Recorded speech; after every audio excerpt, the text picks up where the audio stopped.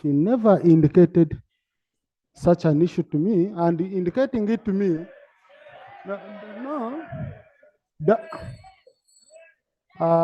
she had her issue, which I signed to be on the order paper tomorrow. But, honorable colleagues, if you can remember, I brought a guest who is the Deputy Speaker of Kenya and her husband. I'm the one who gave them transport. She had a program, she requested me, she said by 4 p.m., I have to be back this side. Will you help me? Okay? And I agreed. But listen, number two, honorable colleagues, before it was around midday, I wrote a cheat to the Vice President, informing her of the issues I have and seeking her indulgence. Okay? So I was born in a way that I respect people. If she took it that way, I'm really sorry, because I never thought, and I didn't even know. That's why I'm really shocked when the Honorable Sarah was bringing it to me. But honorable colleagues, we buried our colleague in peace. I want to thank you, those who came. I don't want the burial of our colleague who taught us how to be humble, to be overridden by whatever individual who doesn't, who has issues, to bring them to override. I request we stop it at this. I will pass on a rook for the Vice President, and I explain to her, and we shall handle the matter. Okay? I'm sorry about this. Let me first, I want to match what come up first. Mr. Speaker, sir. Mr. Speaker, sir. At this juncture, I would like to congratulate my brother, Joel Sonyonyi, for being the LOP. Honorable Seungo, for having come in cabinet of opposition. Honorable Nachimuli, for having come in cabinet. Honorable Bedi Mwandika, for chairing what was once a dormant committee. Honorable Mwanga Lutaya, for coming in. Honorable Lutamaguzi, my very good friend, for taking a docket of lands. And Honorable Namuga, plus Nachimuli, for taking over information, making the National Unity Platform, having brought in a Buganda team. Order from Mr. Speaker, sir. I thank the honorable member of whom we have been together on the Committee of Education for a long time. He's praising me at the same time attacking me. Mr. Speaker, I was the Vice Chair of the Government Assurances Committee, and it's on record. The Honorable Minister Musasi can attest to that. That when he came to our committee, he even said that he never knew that this committee was in existence. When we handled a number of matters, we tabled the reports to Parliament. But the honorable member, Mr. Speaker, sir, is choosing a committee of members we are working together that was a dormant committee. And this has gone around on several occasions. But is it in order, Mr. Speaker, for the honorable member to attack someone who served diligently and was elevated to a level of a minister now, to come and attack me on the floor of Parliament, that we had a dormant committee before the members of Parliament, we worked together in the same committee. Thank you. Is it in order, Mr. Speaker, sir? Thank you. Now, honorable colleague, the language we use matters. To choose the Committee of Parliament to be dormant, you know, so honorable, please. Mr. Speaker, with your wise guidance, I want to withdraw that statement of dormant committee, but assure Ugandans that the cabinet that was merged was strictly from Central, making NUP to be a Buganda party, which does not give a real picture of a real multi-party democracy in this country. Mr. Speaker, sir, and my colleagues, Mr. Speaker and my colleagues, Honorable Macho, what Mr. are you up Speaker to and my today? colleagues, in my submission my submission, Mr. Speaker, we need an opposition political party to have a national face. We need to have a national face of Uganda so that the National Unity Platform should stop using other parts of Uganda, Mr. Speaker. Because this is the party that is taking the government in place. Thank you, Honorable And Macho. Mr. Speaker, at the same time, Mr. Speaker, as I summarize, my colleagues on the side of NRM have warmed enough. I think it is high time also the national states movement to change guards so that we have new people on the front page.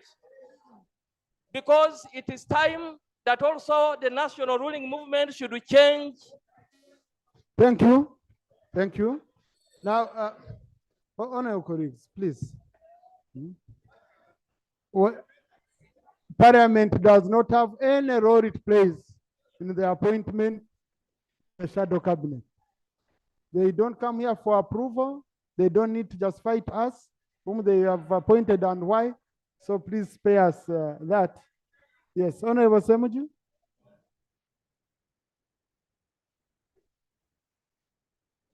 Mr. Speaker, thank you very much. During the promulgation of the 1995 Constitution, there were soldiers in parliament representing the UPDF. 3 of them, General David Tinyefuza, Lieutenant Colonel Serwanga Rwanga, Colonel Dr. Kiza Besigye, gave their opinion on the return of parties. The commander-in-chief wrote, and I still have a copy, guiding that military people should actually be listening posts. They should not say anything because they can cause the country problem. Mr. Speaker, there is a case in the High Court against General Kainerugaba getting involved in partisan politics. Yet his father guided clearly that military people can only, so General there should never say anything here, you just listen and go home. Mr. Speaker, I seek guidance from you. The matter of General Moses Kainerugaba addressing rallies, supporters addressing rallies is a matter now before a court. But there were also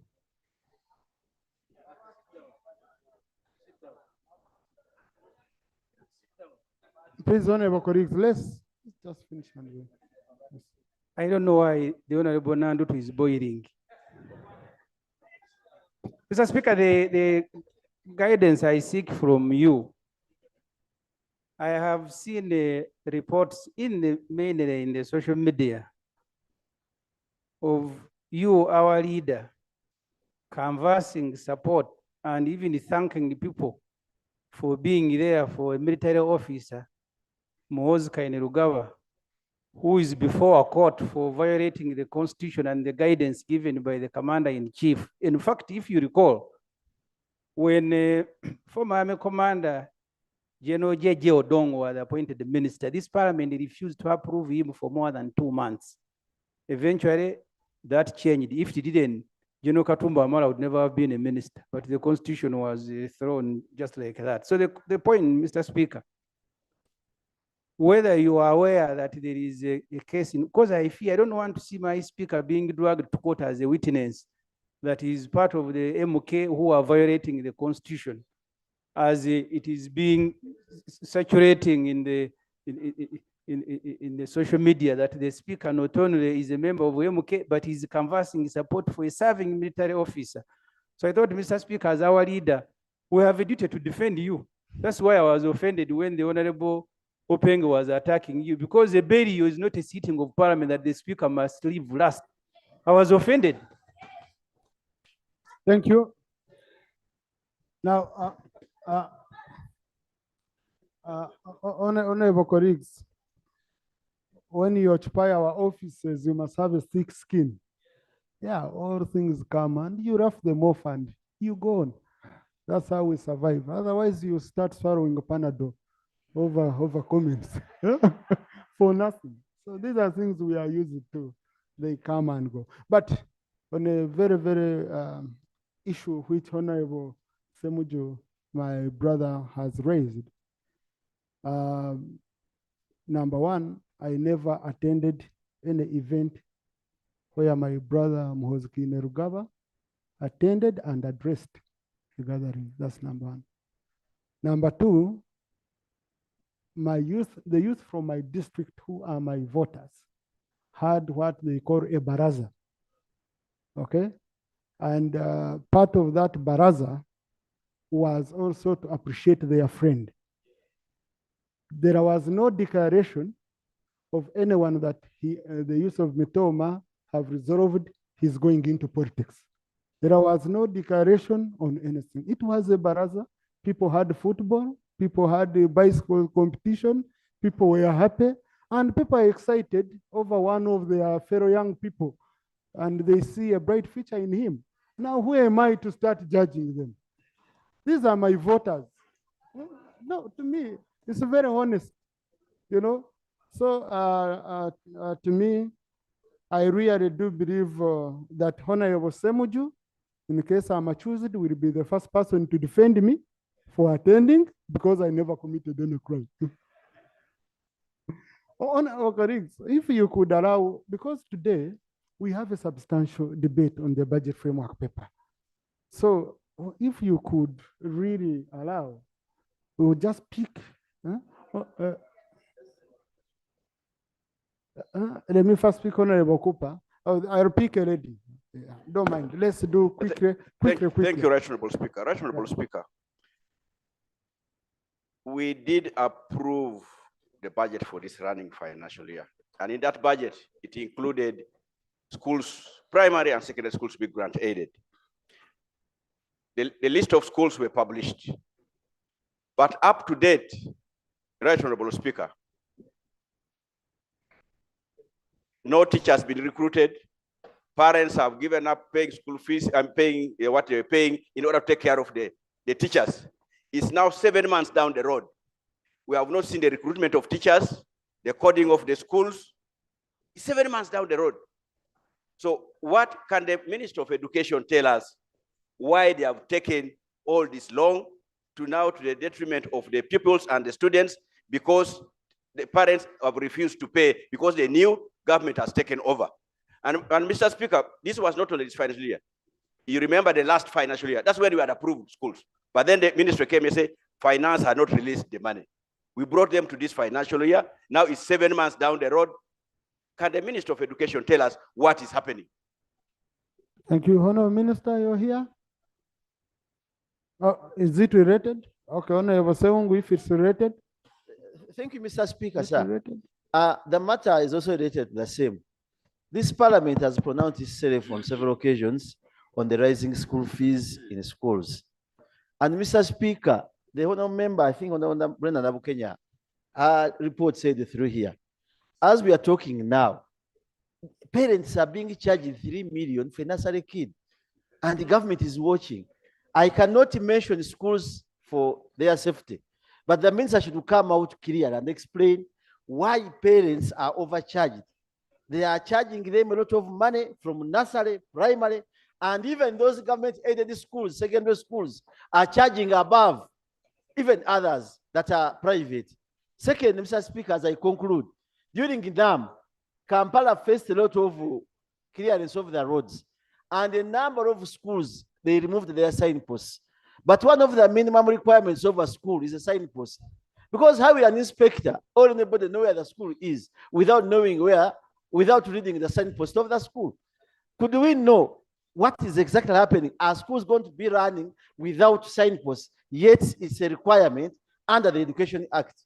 Mr. Speaker, sir. Thank you. Honorable Suran, you said it's related to the same? Because Honorable colleagues, if it's issues to do with the budget, I would propose once we are debating the budget framework paper, we raise all these issues, okay?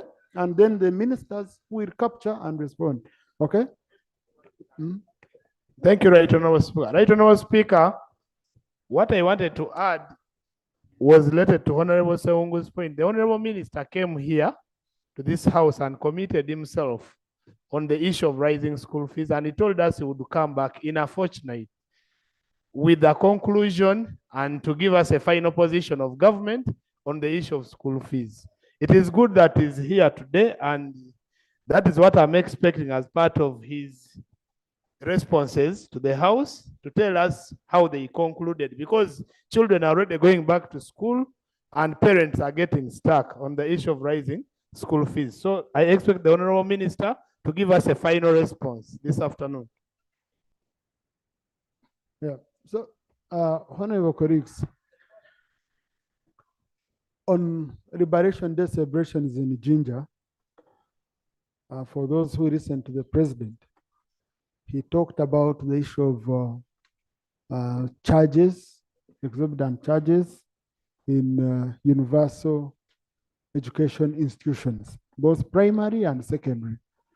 And he said that this is an issue where he's even mobilizing parliament to support him, ensure that those institutions do provide free education. I hope one of the things, as we process the budget framework paper, one of the things the minister will go with as an assignment is how much money is needed, because these schools are charging because they have insufficient numbers of teachers, issues of infrastructure, and other issues. So we shall need to know. Maybe it can come after because it might have not been planned for, but it's one of the issues. I don't want the president to go on record saying Parliament should support me, and then the vice continues and they say Parliament didn't support me. Okay? So we agree that in this budget, we have to look for money, we bridge the gap so that charges in secondary schools and primary schools are stopped. And the issue of nursery, it's an issue. Honorable Minister, I had allowed you to. Honorable Pascal Menya, Katsabe, is it on the same? Let me first allow Honorable Pascal Menya, then Katsabe. On the same of education? Yes, Yeah, yes. let us finish this. Thank you, Right Honorable Speaker. Right Honorable Speaker, I wanted to give in a procedural matter concerning the requirements that some schools are also asking from our pupils. You find that some schools are asking for too much. For example, you'll see that they ask for odds, they ask for pangas, they ask for slashers from these students yearly. We ask ourselves, what are they using with the odds? What are they using with the pangas yearly? Some of them sometimes may be using them for their businesses and getting from parents. So as we look at this, let us also put into consideration on the requirements that they ask from our pupils. Thank you. Thank you. Honorable Watkins.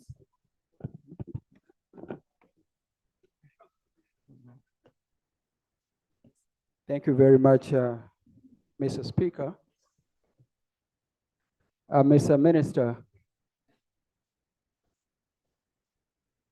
we have one college, primary teachers college called Wera Primary Teachers College. It is an honorable brothers. Kasese does not have a government university resources, and we still continue to urge government to consider Kasese. Mr. Speaker, the reason why I'm raising on this particular matter is that government closed the only primary teaching college in the district, a district with over 1.4 million people. Mr. Speaker, sir, I want to urge the minister to reconsider reversing on affirmative action and dimension, reversing the closure of Wera Teachers College, given the fact that other places like Toro, Ankole, Greater Bushenyi have PTCs and at the same time government universities. Mr. Minister, sir, I'm kindly requesting you that you wrap in that when you're making your submission, because that is the cry of the entire population of Kasese as it relates to Wera Teachers College. Thank you. Thank you, Mr. Yeah. Speaker. Now, honorable colleagues, if I don't conclude this, it's going to degenerate into something else. We are going to go off track in terms of what we are supposed to be doing. We have an agenda. This came even under procedure, not even under matters of national importance. So I request honorable colleagues, I can see all of you, you have very substantial matters. Let the minister first respond to this, then I see how I can guide further. Honorable Minister.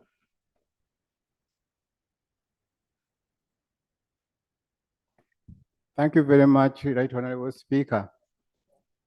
Right Honorable Speaker and dear colleagues, I do appreciate the concerns from colleagues that have been raised. When you talk about grant aiding, coding of schools, yes, it's true. That's our plan. As a government, we have planned to have at least a primary school in each parish, a secondary school in each sub-county, a university in each and every those old regions of Uganda. We plan and we budget. But if the money is not available, what I do is to provide the services using the money that has been provided. The issue has been presented to Cabinet. And I think Cabinet has addressed itself. We have been directed to look for money to ensure that each and every Ugandan child of school-going age is enabled to go to school and stay there until he completes the cycle. Right, Honorable Speaker, we do not have the money. When we discussed here, it's as if we are going to get the money. But if the money is not available, what do I do? Right, Honorable Speaker, this is coming at a time when we are, all of us, very busy with the budget-making process. This is the time to address all these, and we have presented them, Right, Honorable Speaker. We have presented the amount of money that will be needed next financial year, so that we have compulsory, universal. Honorable Minister, let this debate continue in the budget framework paper. Honorable Sarah, Honorable Aisha. Thank you. Please. Thank you, Right. Just before Honorable Aisha, Honorable Musasizi, have we released the money which was provided for government aiding? Yeah.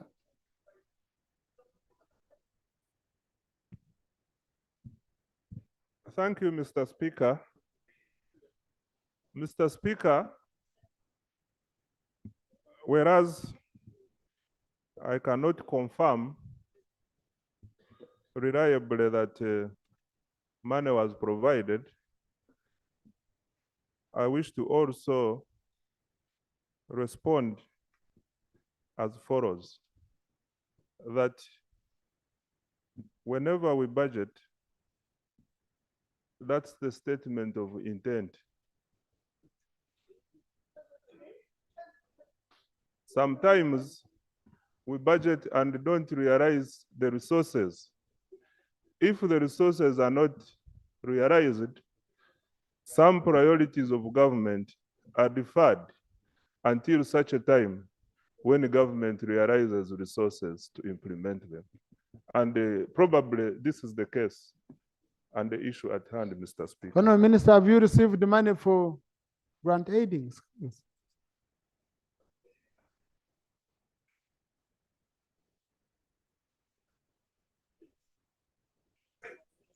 Right, Honorable Speaker, what we received is what we receive is what we have spent.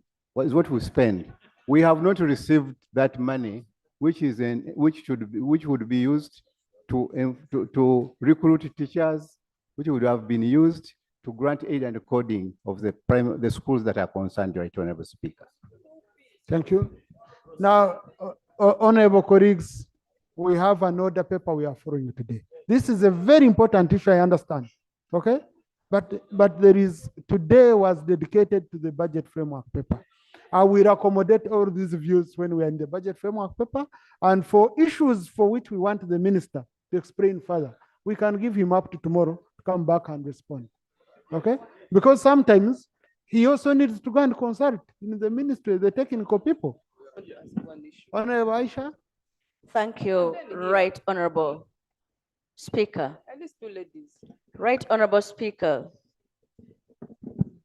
Honorable Machos just made a statement here that is extremely malicious, malevolent, and ill-intentioned. I am the Deputy Secretary General of the NUP, and I find it extremely unfitting for me to continue speaking when someone speaks very maliciously and walks out as though he simply came to simply make a tribal statement and walk away. Right Honorable Speaker, when you look at our front bench, it's well balanced. I want to request you, Right Honorable Speaker, to find it befitting to expunge Honorable Macho's statement. It is very, very malicious and only playing a tribal card to malign the opposition. I press, sir. I tend to agree with Honorable Aisha because these are not issues for Parliament. Parliament should be for issues to do with Parliament. How a political party goes or political grouping chooses its people, that's its issue. Okay? So please, clerk, expunge that from our records. Let it go on record. Honorable Richard Gafabusa, matters of national importance. Thank you, Right Honorable Speaker. Mr. Speaker, I rise on a matter of national importance regarding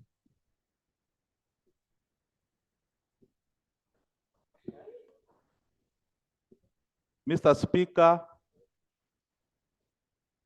the matter is to do with the... First, sort yourselves, you choose one. I'll pick one of you. Let him raise his issue, and then... Is it about him? If it's not about him, we can pick his issue. Okay, please. Mr. Speaker, I have seen a letter written by the Executive Director of Uganda Road Fund, written to the accounting officers of the districts, municipalities, and cities, to the effect that the Ministry of Finance has given Uganda Road Fund a zero expenditure limit for our roads for this quarter. Mr. Speaker, I'm concerned that the rains we had between September and December destroyed almost all our roads in the districts. And to hear that the Ministry of Finance has not released the money for roads for all the districts of Uganda, when our roads are in a bad state. My prayer, number one, is that the Ministry of Works and Finance, the ministers should come here and tell us what exactly is happening and what are we going to do. Number two, I kindly request the Minister of Finance to reconsider this and at least release some money. The 1 billion that you released was for a different matter, but we need money to Uganda Road Fund to help our districts, to help all of us. Our roads are in a bad state. Thank you, Right Honorable Speaker. Honorable Minister for Roads, before I can ask the Minister for Finance, how is the situation? What has been released to you for confirmation purposes? If I call on Finance. Thank you, Thank you very much, Right Honorable Speaker. Right Honorable Speaker, I think the issue of the zero release for Q3 is not only to road fund, but has affected us across board. It's not only my ministry, I've been discussing with other ministers. they're facing the same. So I think it's a general problem. It's not only specific to Ministry of Works. No. Honourable Minister, my issue was very simple. Not ask for a justification for failure to release. I wanted to confirm whether what Honorable Gafabusa said is true. It's true, right, Honorable Okay, Speaker. thank you, General. Honorable Minister for Finance. Honorable Chairman, let the chairperson of the committee. Thank you very much, Right Honourable Speaker. To put it graphically, Right Honourable Speaker, if you look at UNRWA, for example, they have given wage. And there are some internal memos informing staff to restrict themselves on the desk work. And what does that mean, Right Honourable Speaker? That the government of Uganda is paying money for salaries for no work done across all the institutions. But now I will limit myself to infrastructure. Now, Right Honourable Speaker and members, if that is not poor planning, what do you want to call it? That you can pay for no work done and you can get that money and fail, at least put a face and give some money to be seen, not actually to work, but to be seen to do some work. Thank you. Now, honorable colleagues in the public gallery this afternoon, we have a delegation of district leaders from Uganda district, represented by Honorable Fred Chakura Gabwino and Honorable Kauma Sauda. They've come to observe proceedings of this house. Please join me in welcoming them. Thank you. Thank you. Honorable Minister for Finance. Thank you, Right Honorable Speaker. Right Honorable Speaker, I do share the same concerns, and at the Ministry of Finance,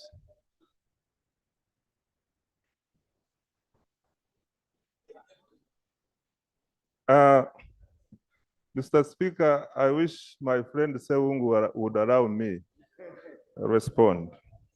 Mr. Speaker, the concerns are genuine. However, the situation is occasioned by lack of adequate resources in time. However, Mr. Speaker, roads are a sensitive area. And when this matter came to us, we did resolve in our top management that we shall be issuing additional cash limits in the month of February when we realize more resources. And these additional cash limits will mainly target the roads and other sensitive votes which we run as government. Thank you. Thank you. Honorable Gilbert Oranya. Oh, I had allowed Honorable Chivumbi first. He had the matter. Right Honorable Speaker, in the same spirit, my woman MP Honorable Isaac Kabanda mentioned the issue about NOP. I find the statement by my good friend, Honorable Pendi, also malicious, and my humble appeal to you, Chair, as much as politics is the game of the beast, we must give it a level of decency. There isn't anywhere in our rules of procedure that a Speaker of Parliament cannot leave a function, moreover burial, and for a Speaker of Parliament who arrived on time, and the burial time was 2, and left even after 2. Now, for one to come in this floor of Parliament and use this platform and impute a wrong motive is a statement that should be expunged from our records. Right, Honorable Speaker, I want to appeal to you that we expunge equally that malicious statement. Thank you.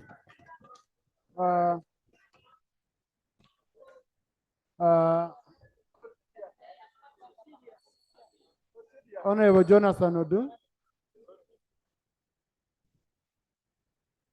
Yeah, thank you, Mr. Speaker. Mr. Speaker, I understand the difficulties and the situation you find yourself in, but a precedent was set in this house. First of all, as the presiding officer who is offended, you would not be the right person to make a decision. But I remember in the last parliament, we had a similar situation. Some remarks were made about the presiding officer, and the other presiding officer came upon a motion by a member, and if he wishes, he would move that, and then that record would be expunged. Otherwise, the question cannot be asked by the presiding officer. That's the point I'm making. Otherwise, Mr. Speaker, I think my colleagues have not understood me. Otherwise, the point I'm raising is, as a presiding officer, if we have that precedent enter that the presiding officer who has been offended becomes also now the judge to decide in the house, next time we might have. So I was just giving guidance that we can prepare a motion afterwards and then have it resolved. Just wait a bit. Maybe, I've not taken offense with what Honorable Sarah Opend said.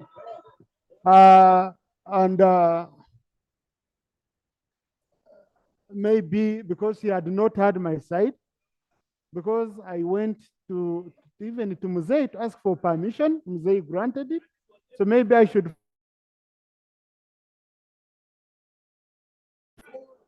Right, Honorable Speaker. I indicated that I said this in good faith, and you equally said you would reach out to the Vice President, but I want to state, Right, Honorable Speaker, that allow me withdraw this statement. Thank you. Thank you. So once it's withdrawn, it's expunged from the record. Honorable Samji, yeah. You see, thank you. Mr. Speaker, the rules are very clear. Withdrawing and expunging are completely two different things. The moment the Honorable Sarah Openg made that statement, she lost.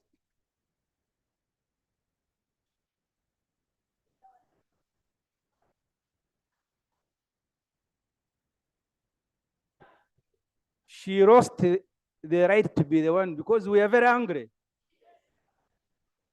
So I therefore want to move that her entire statement is expunged from our record. Mr. Speaker, that is the motion, and the rules are very clear that we just put the matter to vote. Just let me make it very. Is the motion seconded?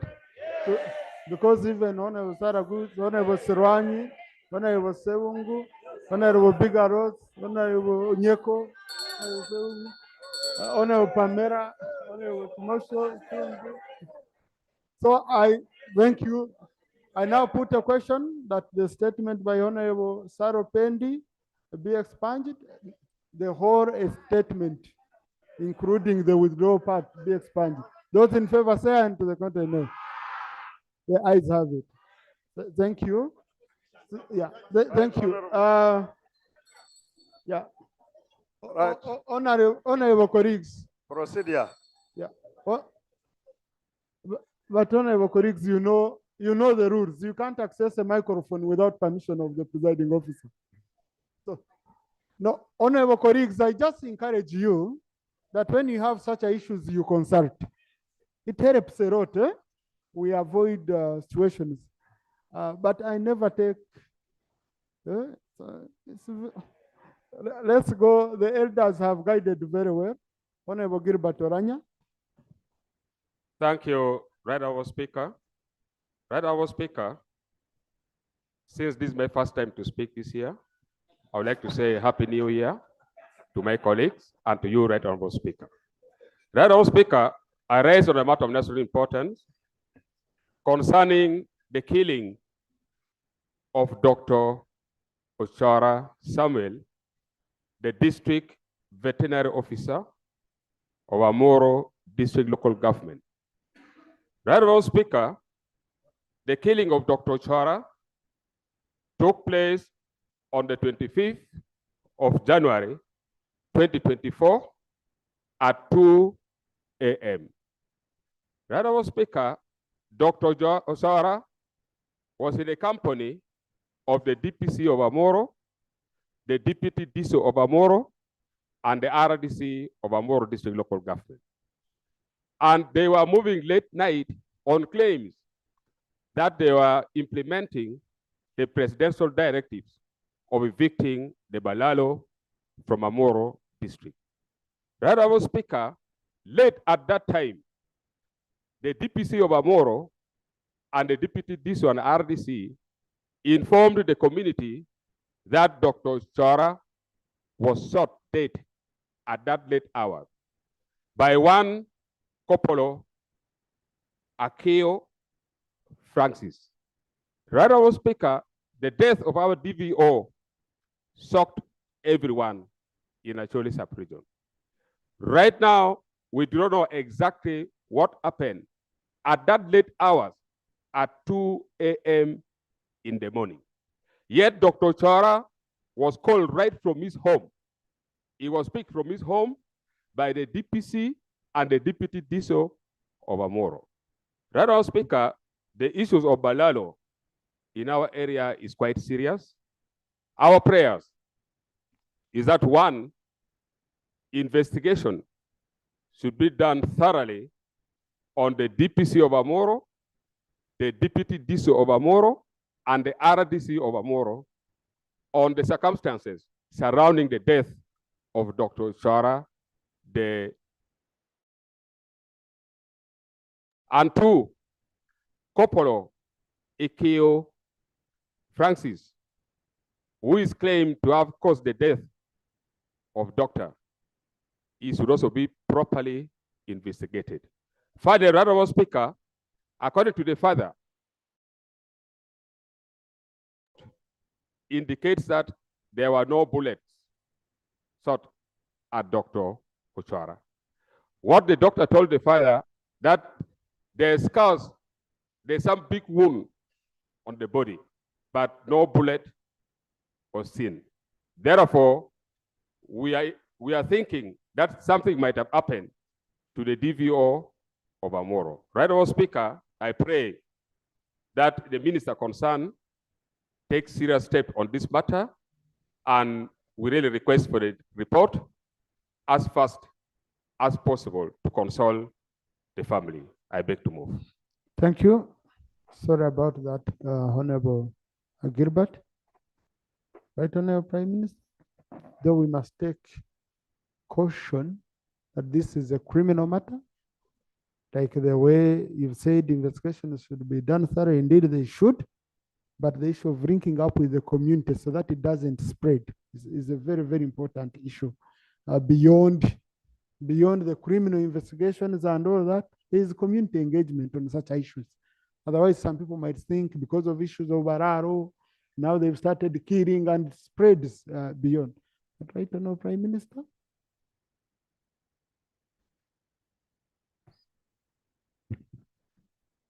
Right, Honorable Speaker, we're indeed sorry for what happened to our DVO because we got that information that as they were moving in the car, where he was seated, in front, that this person, I think that the couple had left the bullets in the chamber, and then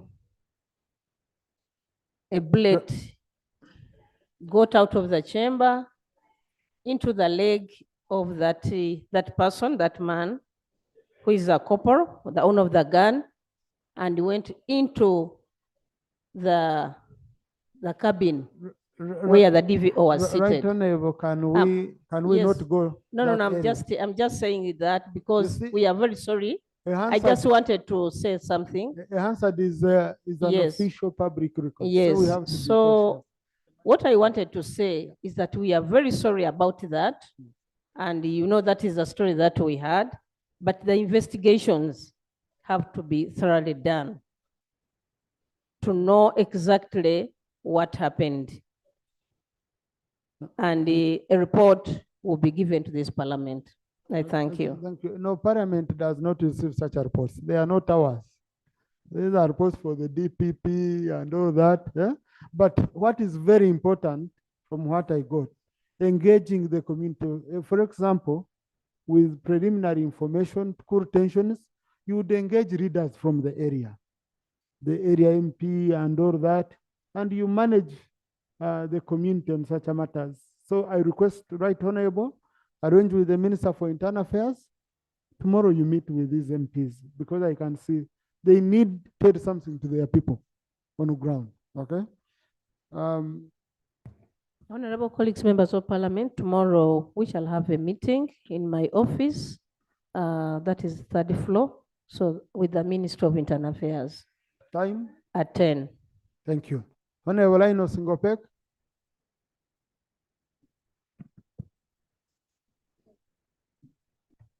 Thank you, Right Honorable Speaker. I raise on a matter of national importance. In a letter addressed to the Executive Director of Kampala Capital City Authority on 17th December 2023, African Development Bank threatened to suspend disbursement of almost US dollars 288 million to KCCA for the reconstruction of the dilapidated road networks or infrastructure system in Kampala. The bank says Uganda has failed to provide counterpart funding and non-compliance with environmental and social safeguards. The bank said they will suspend the funding to KCCA under the project effective 1st February 2024. My prayer is the minister should come and explain to us the steps taken so far, because we don't want our roads to be affected and the roads that are under construction. Thank you. Thank you. Honorable Minister, did you want to say nothing about that? Mr. Speaker, regarding this matter with ADB, I chaired a meeting in December involving the two ministers for Kampala and the executive director. We, together with the bank, we made a decision to provide the counterpart funding amounting to 15 billion. And if you check properly in this quarterly release for Q3, we have actually provided 20 billion for this purpose. Thank you. Now, but beyond counterpart funding, there were other critical issues in that letter which I saw. Issues to do with PAPs, with the environment, and which were not under your docket. Okay, so I think with such issues, the best way, because the minister coming here, reading a statement from the technical people sometimes is not enough. So let the committee summon the minister, okay? The minister is responsible, the KCCA, and the committee, you report back to this house on Thursday with a brief, because you see, the deadline is for Friday. Okay, so we don't have much time. We want to get a very clear update on what has been taken as serious steps to address this matter. Honorable Nkunyinji, Mwada. Right Honorable Speaker and members, I raise on a matter of national importance regarding the 450 Ugandan nationals who are currently held as hostages in Myanmar, popularly known as Burma. I've received the correspondences, of course, as a shadow minister, because the line Minister of Foreign Affairs is regularly absent. But I've received correspondences from a number of victims suggesting that about 450 Ugandans are being held as hostages in Myanmar by rebel groups. Equally, I've also received disturbing information from a number of Ugandans in Cairo and Egypt that they have been denied exit with a requirement to pay over $500,000 in immigration fines as a new policy in Cairo.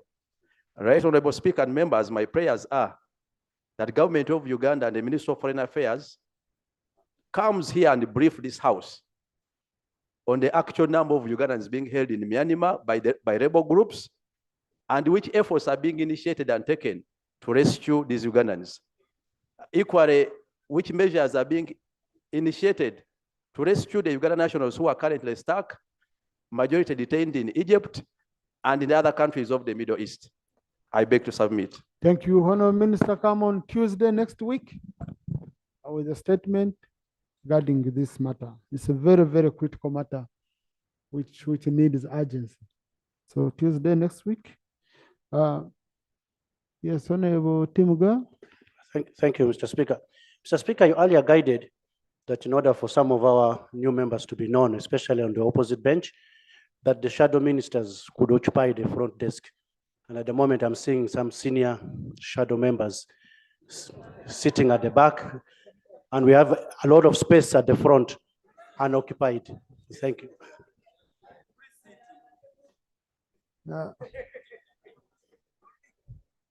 Now, they have refused to listen to the speaker, so I have forgiven them. Okay? But they'll find a way. Rope, you should mobilize your people to always be on the front bench. It's a sweet bench. Colleagues, yes. Please, whip. Yes, I think whip. I should do that. So please, Honorable Chimosho, Honorable colleagues, some of you raised issues. No, there is no one on the floor, so your point of clarification does not fall anywhere. Thank you very much, Right Honourable Speaker. Right Honourable Speaker and honourable colleagues, I'm raising on a matter of national importance. And you had guided on this matter, but I'm requesting that when I write on it, I will also put the reason why I'm bringing it back. Right Honourable Speaker, there is foot and mouth outbreak in the cattle corridors. Right Honourable Speaker, not only Western, because I've had it even in Ukedea. Right Honourable Speaker, this has been happening every time, now and again. Right Honourable Speaker, Minister of Agriculture has been on record that they cannot afford to vaccinate animals as it is required from the government coffers. And now they have issued a circular for total quarantine on animals and animal products. Right now, Speaker, we are talking about children going back to school. We are talking about people with loans, bank loans that they need to clear. We are talking about people going to hospitals for treatment. And you are telling them, you are issuing total quarantine on animals and animal products. In my constituents of Kazo and Chirhura, they entirely depend on animals for survival. Right now, Speaker, what hurts me most is that the commissioner issuing these quarantines is seated in Entebbe. From the time the outbreak happened, she has not stepped, not even part of her technical team, to come and assess. Typically behaving like when we are still a protectorate, getting directives from UK to Uganda on what should happen without even an assessment on the ground. Right now, Speaker, when you talk about total quarantine, you're talking about people losing money. Right now, Speaker, it is a responsibility of government to vaccinate these animals. If it fails, one of my prayers is that they should consider compensating people for the business lost, because it is a responsibility of government. Two, Right Honorable Speaker and honorable colleagues, I knew Honorable Semujo would come in because it affects the West and he doesn't think West exists. Right Honorable Speaker, the law we are operating with is a the law we are operating with. Point of order.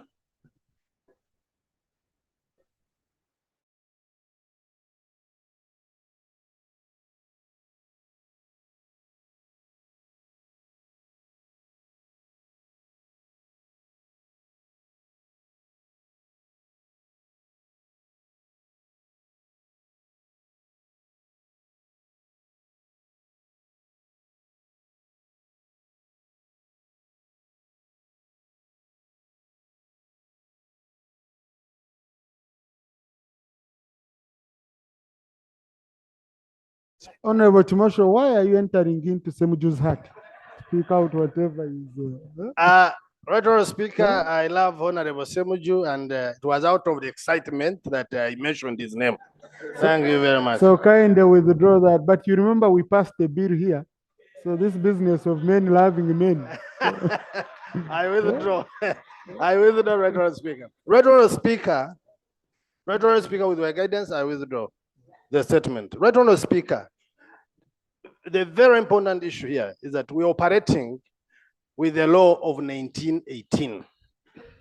The Animal Diseases Act was put in place in 1918.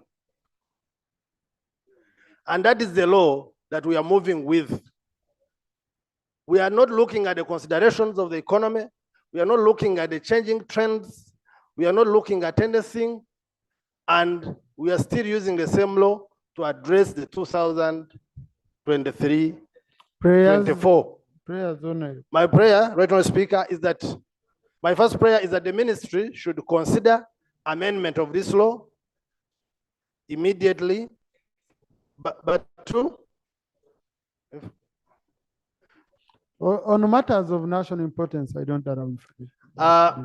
my second prayer, Right Honorable Speaker, is that there should be a consideration by this government to compensate people for what they lose out of its failure to do its responsibility. Three is that, Right Honorable Speaker, my last prayer is that, Right Honorable Speaker, my last prayer is that Ministry of Agriculture should go on ground immediately, do an assessment, and address issues from the technical point of knowledge, and not sitting in Entebbe to address the issues of Kazo and Chiruhura and Kotido, where animals are being affected, and Bokedea. Thank you very much, Right Honorable Speaker. Thank you. Now, honorable colleagues, I saw the letter from the Permanent Secretary Minister of Agriculture, and I saw the districts Budaka, Bukedeya, Bukomansimbi, Butareja, Potpoto City, Gomba, Isinjiro, Kabarole, Kasanda, Kayunga, Kazo, Kiruhura, Kumi, Chankwanzi, Chegegwa, Chotera, Ruka, Ruengo, Yantonde, Mbarara, Mitiana, Mpiji, Mubende, Nakaseke, Nakasongora, Ntungamo, Rakai, Rwampa, you know, and this is what I was talking about, that such a program, when you have such interventions, use the platform of parliament to come here and you engage, because these members of parliament will be questioned in their constituencies. They will be stuck. And again, as parliament, you don't want to have a situation whereby one day you will be accused that we are fighting FMD, we put a quarantine, you parliament, you came, you said stop it, therefore we are out, and it went on. That's why I had felt that it would be imperative for the minister to bring a statement here, to put him on the spot from the issues of the road to what, but from what he has told us here. But again, now the urgency of it, because when you, like, I know some of these districts depend on cows, and their children are going back to school. What are we going to do about it? But again, are we going to resolve here that go and lift the quarantine, people sell cows, and you cause another crisis? You know, so it is better when we have a minister here and they give us really clear information on what. Honorable Chivumbi wanted to guide them the same then. Right, Doctor. Honorable Speaker, I read that letter and somebody whistleblower brought it to my attention. But I have a suspicion of that letter. Because when I've looked at the districts where they are trying to quarantine, they've left out all the districts of Acholi. I'm suspecting that they are now saying that the Balaros in Acholi, please don't move, because the rest of the country has foot and mouth disease. So the essence of that letter should be interpreted properly, because I'm suspecting those people who are moving Bararo in Acholi are behind this move. And I'm fully aware of the background of it, and I'm suspicious because, Right Honorable Speaker, somebody lobbied me to move this matter of national importance. And I'm suspecting that this issue should be thoroughly investigated. Honorable Chimosho, what has disturbed you on this? Right, Honorable Speaker, I find it very unfortunate for a seasoned member of parliament. We are discussing issues affecting the people. People who are earning zero. They want to take their children to school. And you politicized this matter. I have really lost hope in all the respect that I had in you. Information.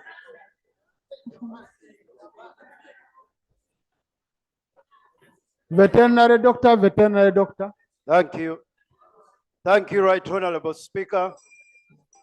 Right Honorable Speaker, foot and mouth disease is a science. It is both economical, but it is also a disease. And I want to request that we refrain from the politics. I went to school for 10 years to study what we are debating today. Right Honorable Speaker, we have serious issues, and I can clearly understand where Honorable Chimosho is coming from. Our people, many of them, these animals is their livelihood. I want to support your guidance that the Minister of Agriculture should come on the floor of Parliament and report and make a statement so that the nation is guided. We cannot have 32 districts under quarantine. Our people are not going to survive. Some of the districts where FMD is, they are just sub-counties. Not every part of the district is covered with FMD. They need to come here and present a scientific paper, report, so that this is guided. Mr. Speaker, lastly, one of the issues that has brought us problems in terms of disease control, it is because we decentralize disease control. Currently, the districts, the district veterinary officers and the entire system, they are detached from the center. You find another DC issues a permission for someone to move animals. And that has caused serious problems. So I want to request that we amend his prayers and also include that the veterinary services in this country be re-centralized as it was in the past, so that we can be in control of the disease control in this country. I so submit. Thank you, Doctor. I had allowed Doctor.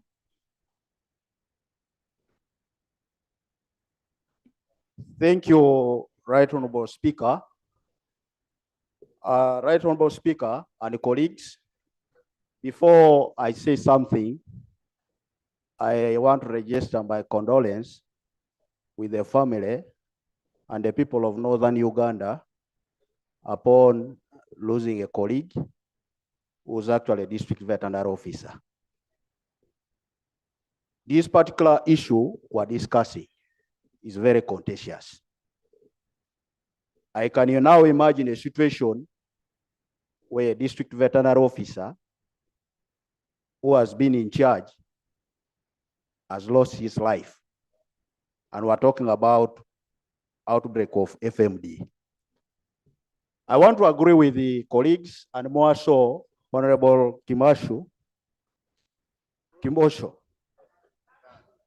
whatever the case will be.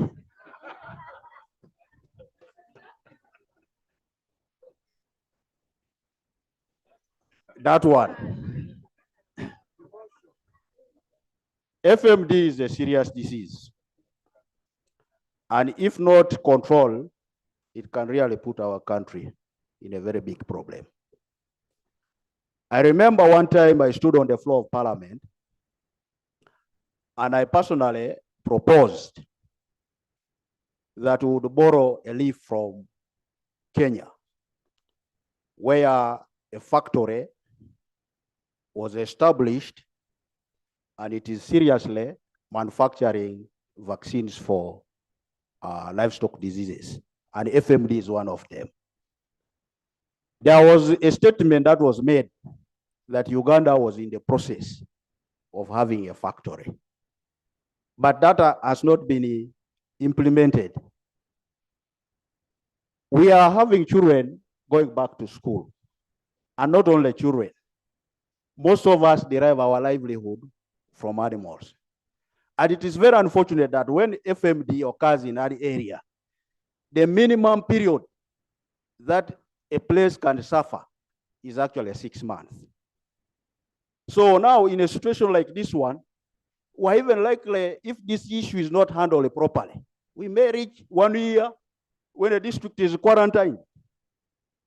So I really want to urge honorable colleagues, let us put all our attention on this matter, because the more we continue hearing outbreaks of FMD in various places of Uganda, the whole country will be quarantined. I thank you, Honorable Speaker. Now, honorable colleagues, you see now where the problem comes from.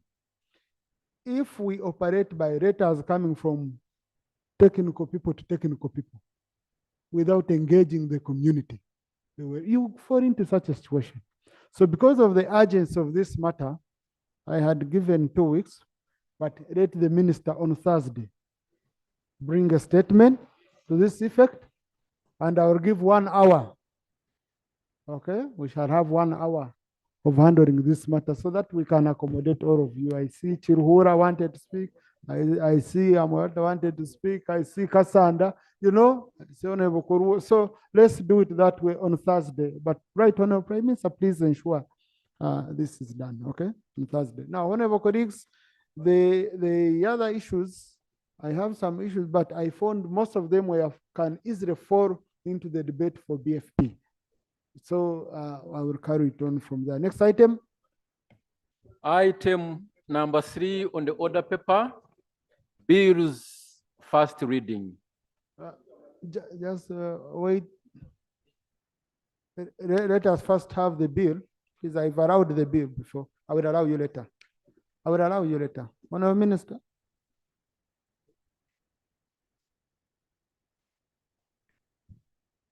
Right Honorable Speaker, I beg to move that the bill titled the Civil Aviation Authority Amendment Bill 2023 be read for the first time. Right Honorable Speaker, I hereby lay on table the bill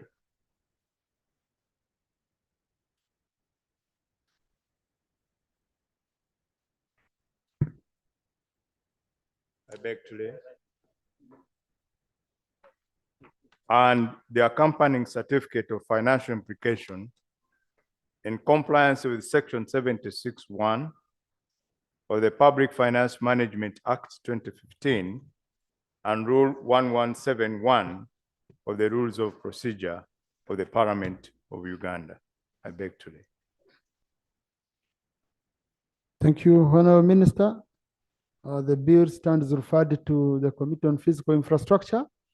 But honorable colleagues, the minister engaged me on this matter with the Attorney General, and this appears to be a very, very, very urgent matter to do with the certification of our airport, Entebbe International Airport, to continue receiving traffic. Issue that came out of the audit, and they are saying you must do this by this time or withdraw your certificate. So, Honorable Minister, before I can give a timeline, let me give you 2 minutes. You explain the urgency of the matter and why it came up this quick. And then I see how best we can handle with the committee. The Civil Aviation Authority Amendment Bill 2024. Sorry. Thank you. Sorry. Right Honorable Speaker.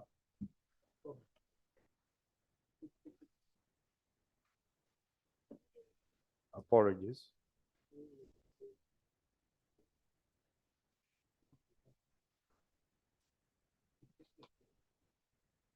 Right Honorable Speaker, Uganda is a signatory to the International Convention on Civil Aviation, ICAO, 1994, and under Article 37 of the Convention, Uganda as a member state is obliged to comply with ICAO international standards and recommended practices contained in the 19 annexes of the Convention. The ICAO Universal Oversight Audit Program was here in Uganda and conducted a survey and an audit from 6 September 2023 and ended on 18 September 2023. In addition, Uganda is scheduled for a universal security audit program, which is continuous monitoring approach, commencing today, January 2024 to 8 February. The auditors are already in the country, and this audit is intended to monitor Uganda's compliance with ICAO safety and security related matters of safety, oversight obligations under the convention.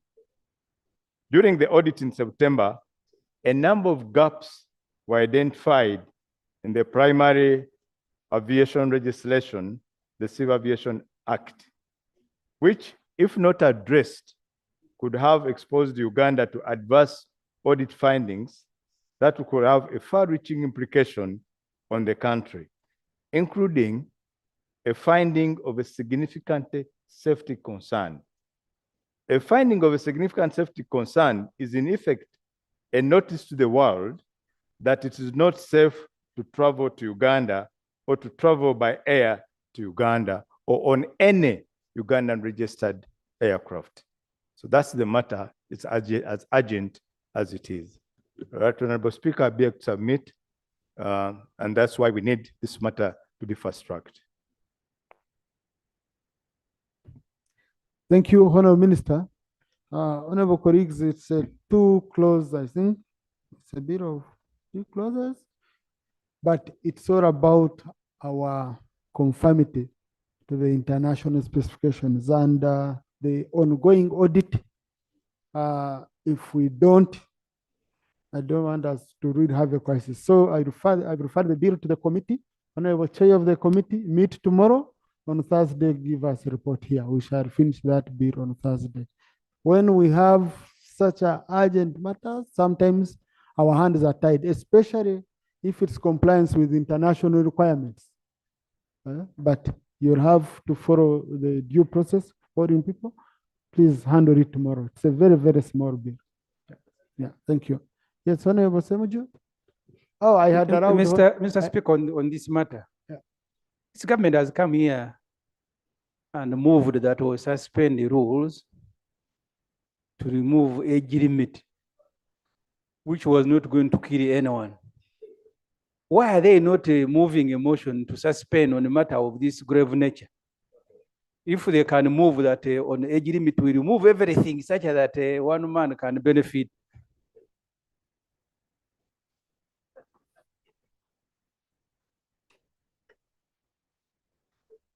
Was that a question for me or for Honorable Katu?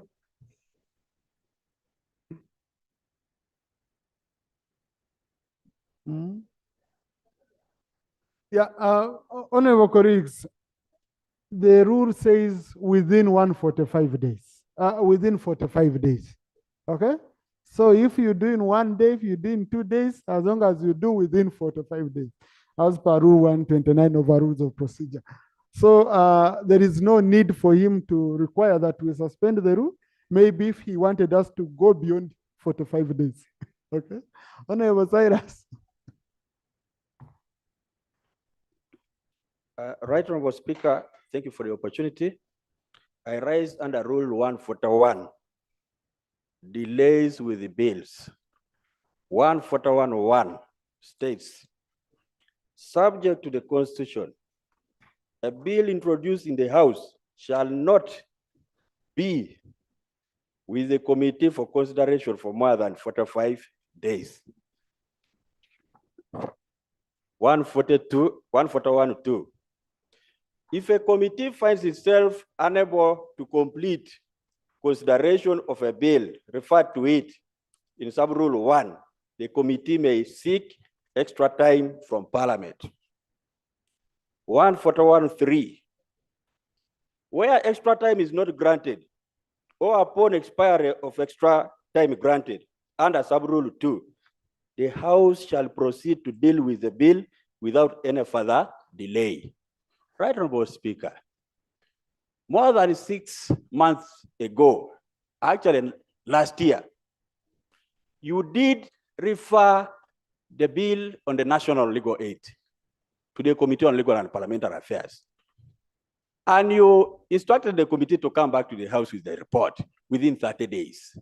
Today, we have gone beyond 30, we have gone beyond 6 months, and the committee has not been able to report back to the House.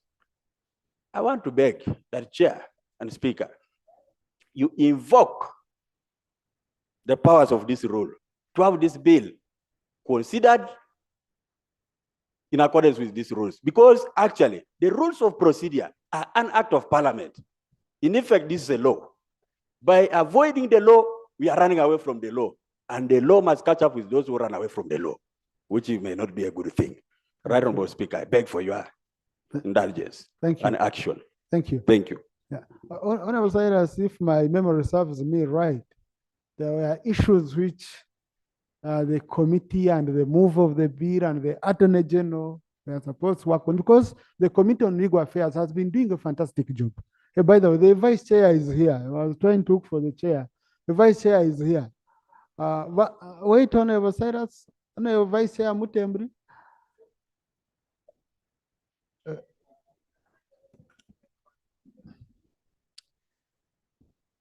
Mr. Speaker, it's not the first time that my colleague is raising this matter. I remember even last time I explained, and he's also aware that this went beyond our control, because the Speaker guided and said that we'd invite, in fact directed, we'd invite the leaders, the Attorney General, the mover, and we have a discussion over this matter. Today, we have not been invited. Okay. So we are waiting for the invitation. Please, I'm going to work on that tomorrow, okay? My office is going to arrange with the Attorney General and you. Today after the session, we meet, okay? Tomorrow we meet, so that we have this out of our way. It shouldn't be really this way that we can delay colleagues' bill because of such.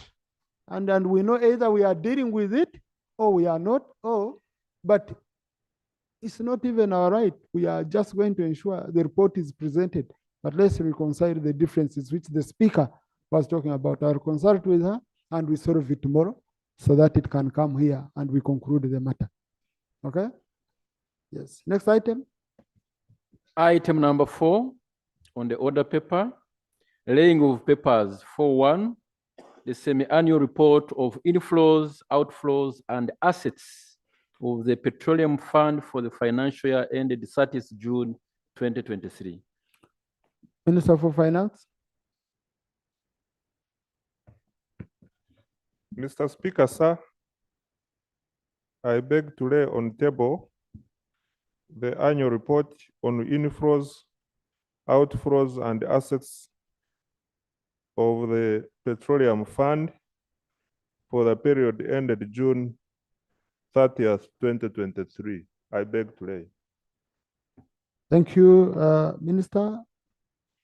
The report stands referred to the Committee on Budget for consideration and reporting back within 45 days. Next item. 4.2, Education Service Commission Annual Performance Report for the financial year 2022-23.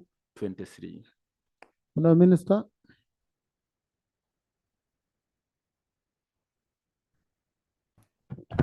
Right Honorable Speaker, I beg to lay on table the Education Service Commission Annual Performance Report, financial 2020-2023. I beg to lay. Right Honorable Speaker.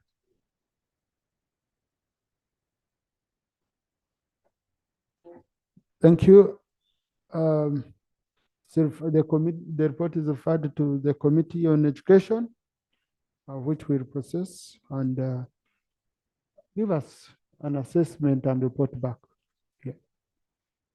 4.3, the report of the Uganda delegation, the 66th Commonwealth Parliamentary Conference held in Accra, Ghana, from the 30th of September, the 6th of October 2023, pursuant to Rule 33 of the Rules of Procedure. Honorable Karwanga.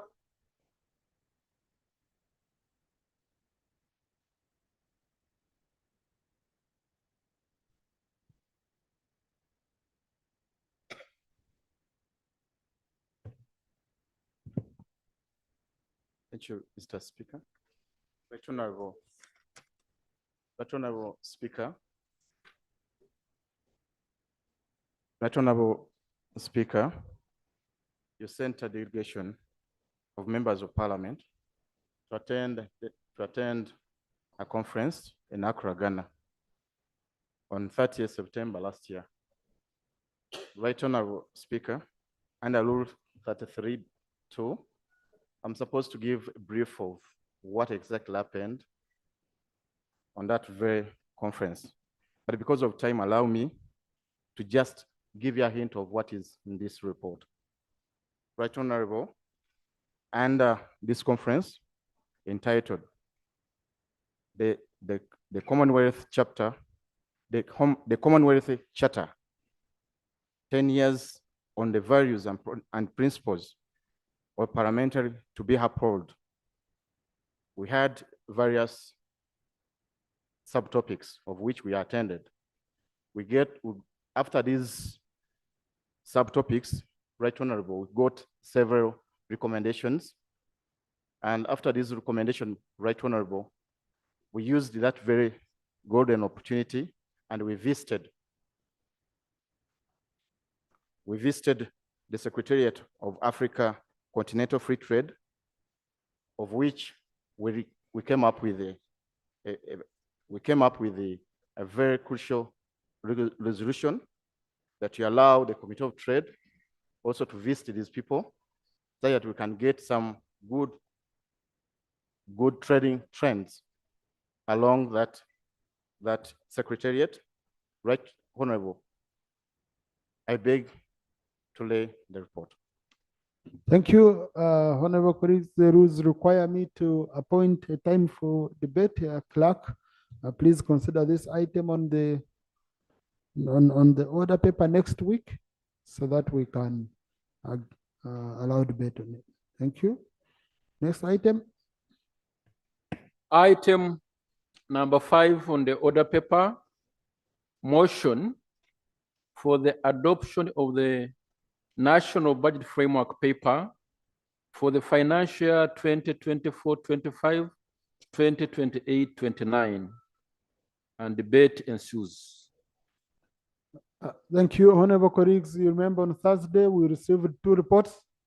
We received the main report on the budget framework paper from the Budget Committee, but we also received the minority report. And I gave you time to read, and we agreed that we shall have a very structured debate looking at a national picture. Today, you have to speak from an angle of a national picture. Okay? Yeah, and this is a working document, not from a party position, not from a constituency position, it's from a national picture. But the Minister of Finance said there are some clarifications he wanted to make, and then we open debate with Rob. Thank you, Honourable Minister for Finance.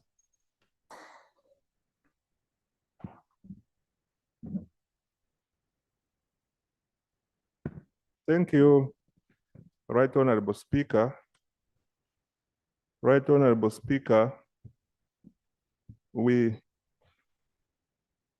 received the two reports, and as we sought your guidance, that a few preliminary issues be responded to in order to support the debate which will follow.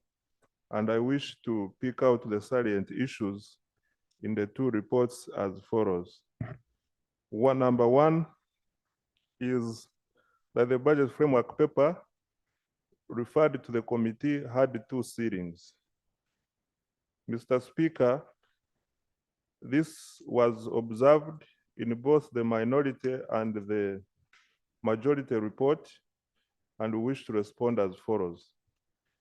It was noted that there was a discrepancy between the resource envelope for financial year 24-25 and the total program allocation of Uganda shillings 1.866 trillion. This excess amount was due to the supplementary issued under Vote 130 Treasury operations, which was carried forward into the budget for financial year 2024-2025. Accordingly, the amount has been reduced from the budget under Vote 130. Mr. Speaker, the second issue is on suspicious domestic revenue as noted in the minority report. Mr. Speaker, the key growth drivers in financial year 2024-25 are investments in the oil and gas sector and government interventions such as Emyoga PDM. These are largely targeting agriculture and are not immediately contributing to the tax base in the financial year 2024-2025.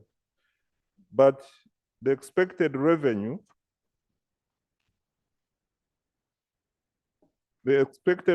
contribution will be realized in the financial year 2024-2025-6 and the medium term. Additional proposals to raise revenue further should be addressed. We are going to address, Mr. Speaker, there will be additional revenue which we anticipate to arrive at after Parliament has considered the tax measures. Mr. Speaker, on the tax exemptions,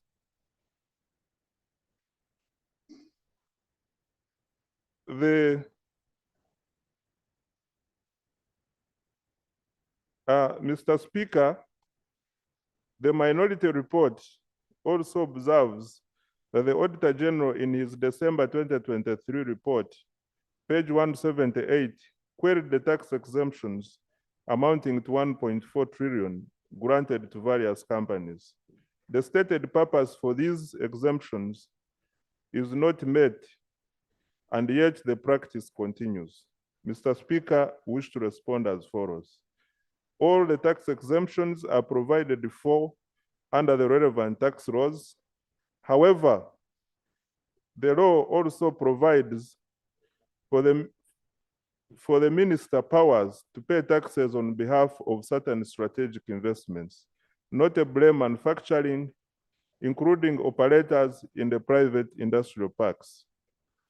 Mr. Speaker, the commitment in this regard is for the following purposes. 1, import substitution and export promotion, creation of employment to the people of Uganda, and 3, the benefits arising from backward and forward linkages from use of local materials.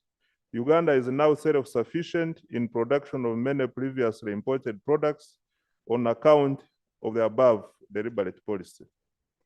On the taxation for gold, in financial year 2020-2021, Parliament introduced an export levy of 5% of the value of a kilo of processed gold and 10% of the value of unprocessed minerals.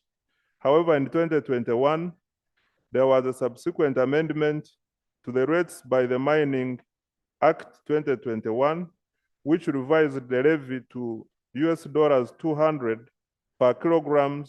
per kilogram of processed gold exported to be collected from the exports effective 1st July 2021. Implementation of the above levy was constrained by the court injunction after the industry players petitioned the High Court challenging the policy. Mr. Speaker, there was an issue in both majority and minority report concerning the conflicting public debt figures. We wish to respond as follows. The composition of public debt stock as defined by the Public Finance Management Act 2015 as at end of June 2023 was Uganda shillings 86.751 trillion, which include the following. One, Uganda shillings 34,545 billion Procedure. on domestic debt.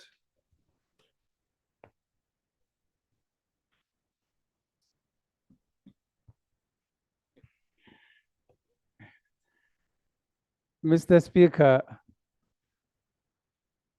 a report on the budget framework paper was presented to Parliament. It actually quotes in big part what the Honorable Musas is doing now. The trouble was that you have other institutions of the state giving different figures.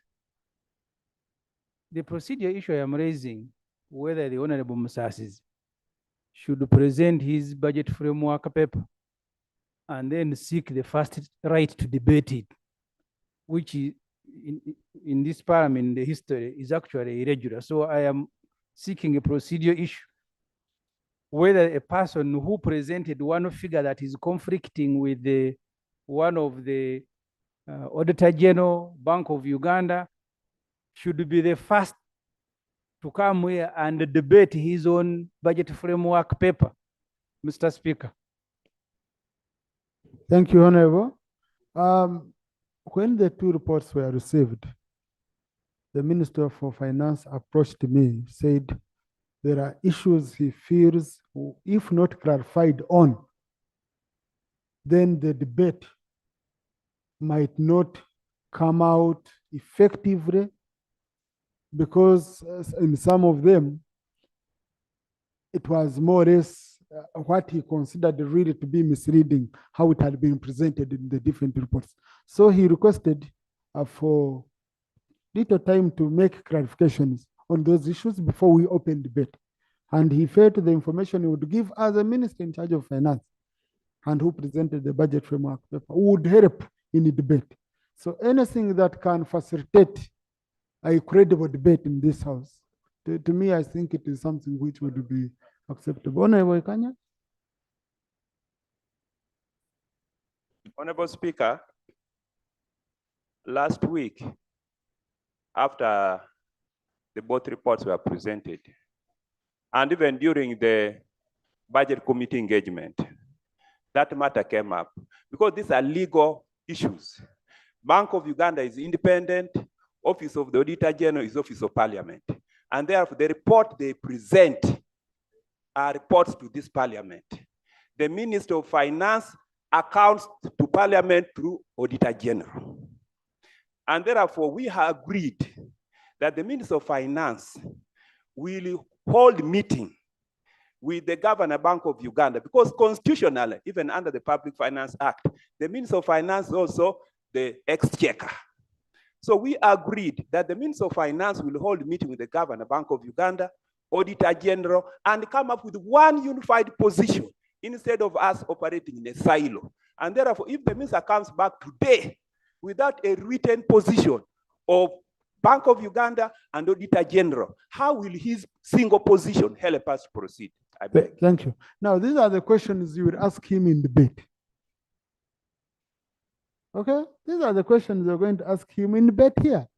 And they are the questions which will influence whether you should approve the budget framework paper or not, if he gives the answer.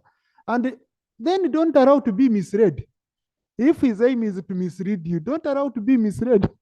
You've already known that he wants to mislead you. That's how you've judged it. Don't allow him to mislead you, please. No, summarize quickly, Honorable Minister. I allowed you. I'm the one who allowed him. Just make clarifications, not take all this wrong. Thank you, Mr. Speaker. Mr. Speaker, I was saying on the conflicting numbers on the public debt, as at the end of June, our debt stock was 86.751 trillion, comprising of 34,545 billion of domestic debt and Uganda shillings 52,206 billion as external debt. According to the Auditor General's report, public debt amounts to Uganda shillings 97.45 trillion. This gives a variance of 11.4 trillion, which is on account of the following.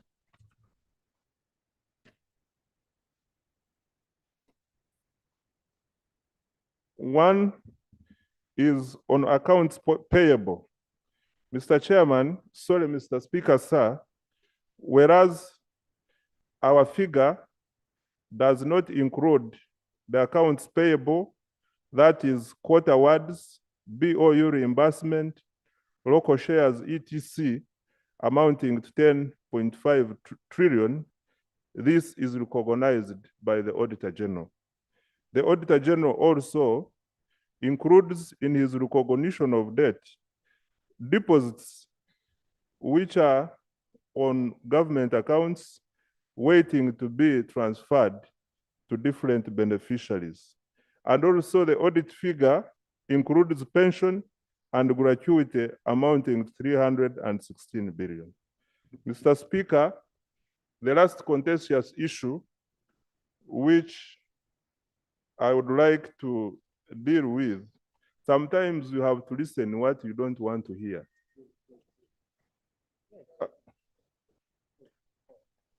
Because when you presented your numbers, I listened.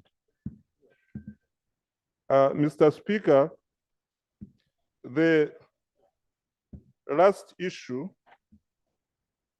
which I would like to respond to in the minority report, there was a matter which arose on wasteful and unavoidable expenditure, especially under presidency. Vote 001 and vote 002. And we wish to respond as follows.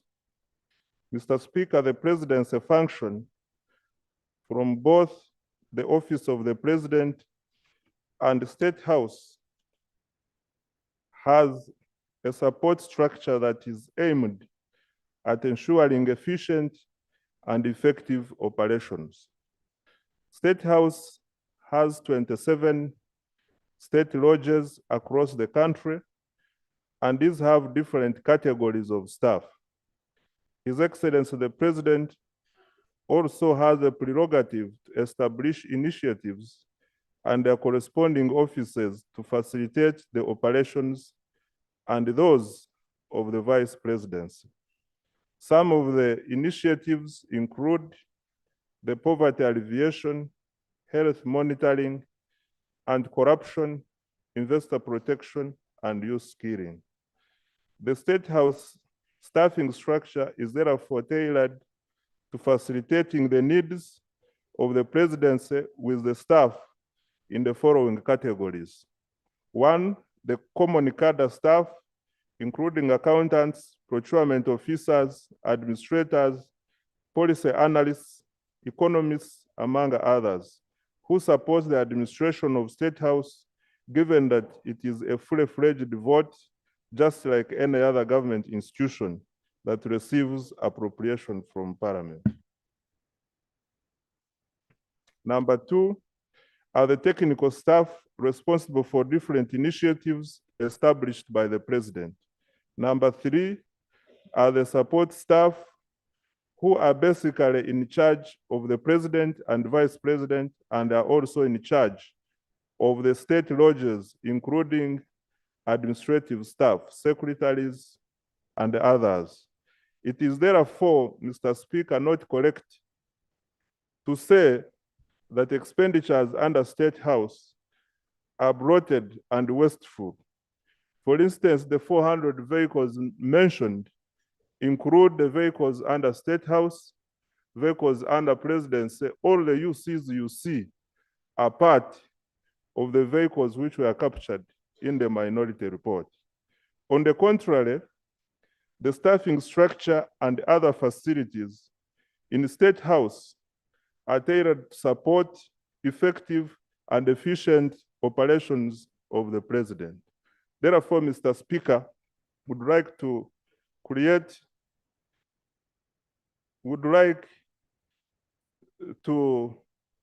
the impression which was created out there that all the expenditures under State House are expenditures incurred by the person of the President in his house.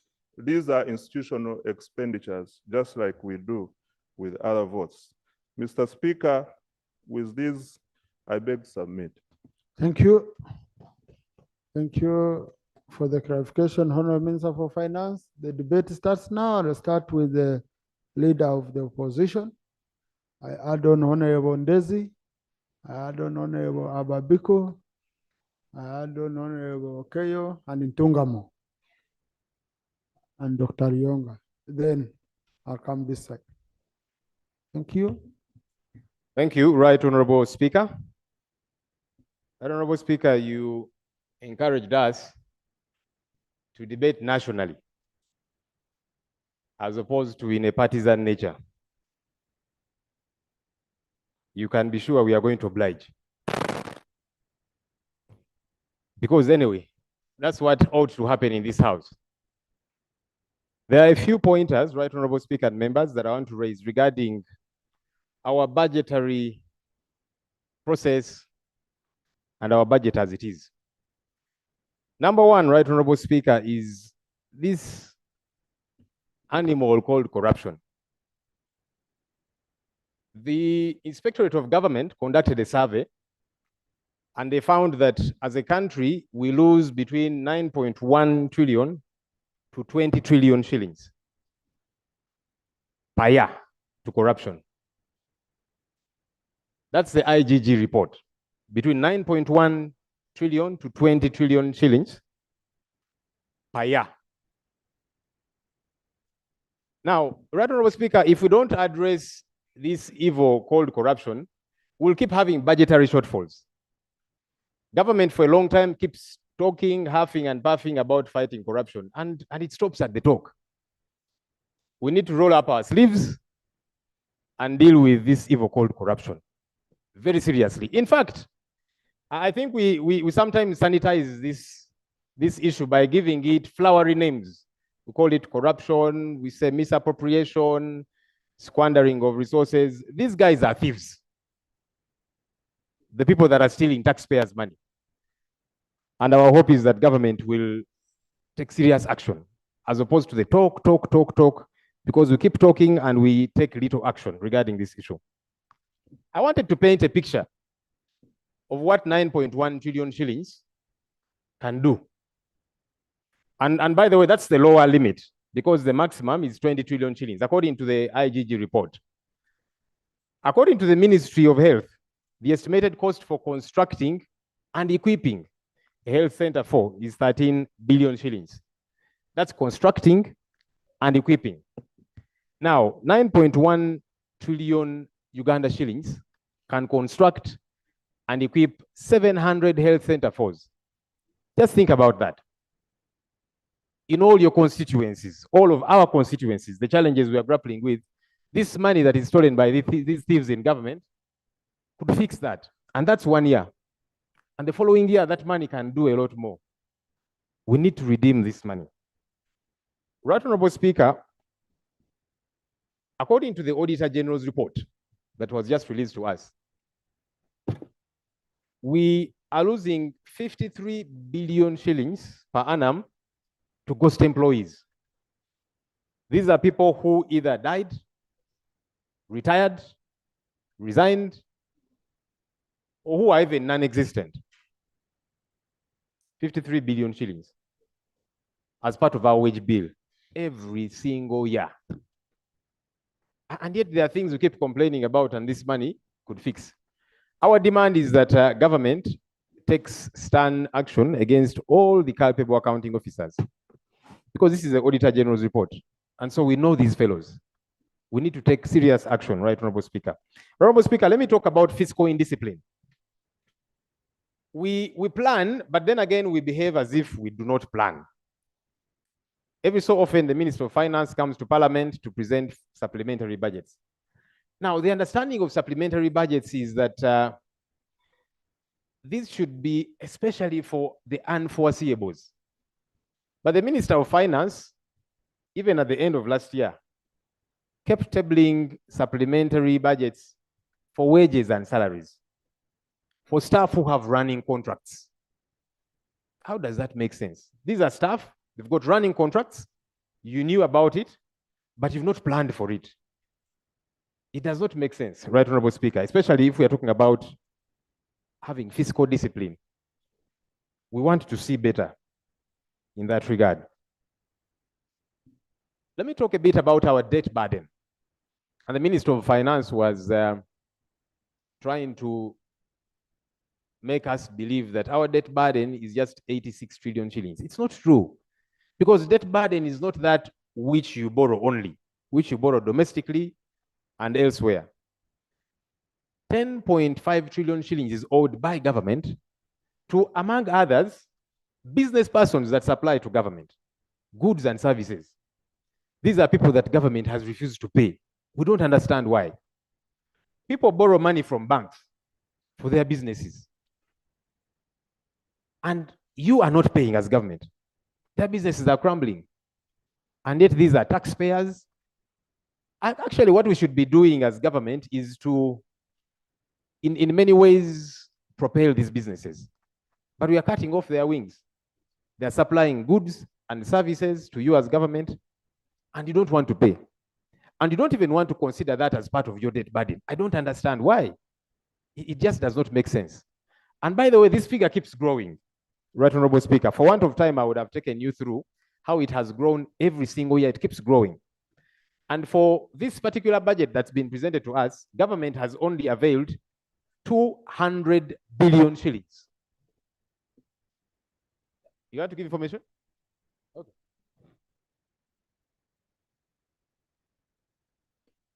Thank you, Honorable colleague, for giving way. And I want to thank the Right Honorable Speaker for the opportunity to provide information to the colleague. In government, I would like to say that the authority responsible for compilation of statistics is Uganda Bureau of Statistics. Now, there are highly specialized statistics that OBOS is not responsible for. And one of them is the monetary statistics, which Bank of Uganda actually is responsible for its compilation. The fiscal statistics, on the other hand, is the responsibility of Minister of Finance. So if you're looking for any official statistics on public debt, where you must refer to is Minister of Finance. And therefore, I beg colleagues that we listen to the fiscal authority, that's Minister of Finance, as represented by Honorable Musasizi, and then we do the analysis. I thank you, Honorable Speaker. Thank you, colleague. One of my colleagues Point at the of point of order. Right, Honorable Speaker. I'm trying to put to order the honorable colleague that has been submitting. No, you're putting to order the No, rope. not the law. No, the His one on the floor. submission. No, the No, one on it's the- him. Right, No, Honorable, no. Right, Honorable Speaker, I thought I sought for. Honorable Namuga, the rules are clear. The one holding the floor is the one you're putting to order. So if it is not rope, you leave him. I thought you are putting rope to order. So since the other party is not on the floor, so you can't put him on order. Thank you. But during debate, you can clarify on what he said. Thank you, Right Honorable Speaker. And I thank the colleague for the information. Somebody at the back shouted and said, "Lope only allow information if it is relevant." I said, well, I'll listen to the colleague. He's given his information. Again, in very practical terms, it does not make sense. When you say you only owe those you have borrowed from. Once people provide goods and services to you, and you have not paid them, you owe that money. In very simple economics language. So in the layman's understanding, you owe that money. It is a debt. I don't know why you want to call it anything else. So you cannot convince us here that your debt as government is only 86 trillion shillings. No, because the 10.5 trillion shillings is money that you owe and you should pay it. Because like I was saying, these are business people who are struggling to eke out a living. They're borrowing money. Their businesses are shutting down because government is such a bad entity to deal with. There's no other way to put it. So maybe just for the interruption, Honorable Joe, there's something indeed which I would also want to understand as he submits. How come these other debts, we call them statutory, and we must provide here money and we pay? Then me, a Ugandan, who has borrowed money from a bank, staked my house, supplied the government, when my debt comes, you say the one you borrowed from America is okay, it's statutory, you can't default. But on mine, you can default. They would rather sell my house. Okay? Mine is not statutory. So that's what I'm picking from what Honorable. Because you see, I have met Ugandans who have lost property due to government failing to pay their money. They borrowed money against their houses. Their houses are being taken. Why do we, in a layman's, let's say in a layman's, because most of Ugandans are not economists, we are laymen, including me, I'm not an economist. Okay? How come you classify these other debts, foreign debts, and what in such a way that they must be paid? Then for me, who has even provided you a service, mine is classified as second priority. Sorry. Thank you, Mr. Speaker. Mr. Speaker, I can see the spirit and the reasoning under which and the sentiments that are behind the feelings of our colleagues and yourself and myself. Yes. But Mr. Speaker, there is a very big difference between what we borrow to finance the budget and what someone commits out there on a premise that what he or she has supplied the government will be paid and he settles the debt. So we need to put a difference there. Mr. Speaker, from the layman's language, they are all debts. And from the accounting perspective, they are all debts. That is why the Auditor General is disclosing them in the books. But from from Honorable Chai's perspective, recognition of these elements are practically different. If you want the official information on debt, on public debt stock, it is not Auditor General, it is not Bank of Uganda, it is the Ministry of Finance. Mr. Speaker, back to your issue. Point of order. No, Honorable, proceed. Honorable Minister, proceed and submit. I haven't allowed anyone on. Mr. Speaker, our verified domestic arrears, what you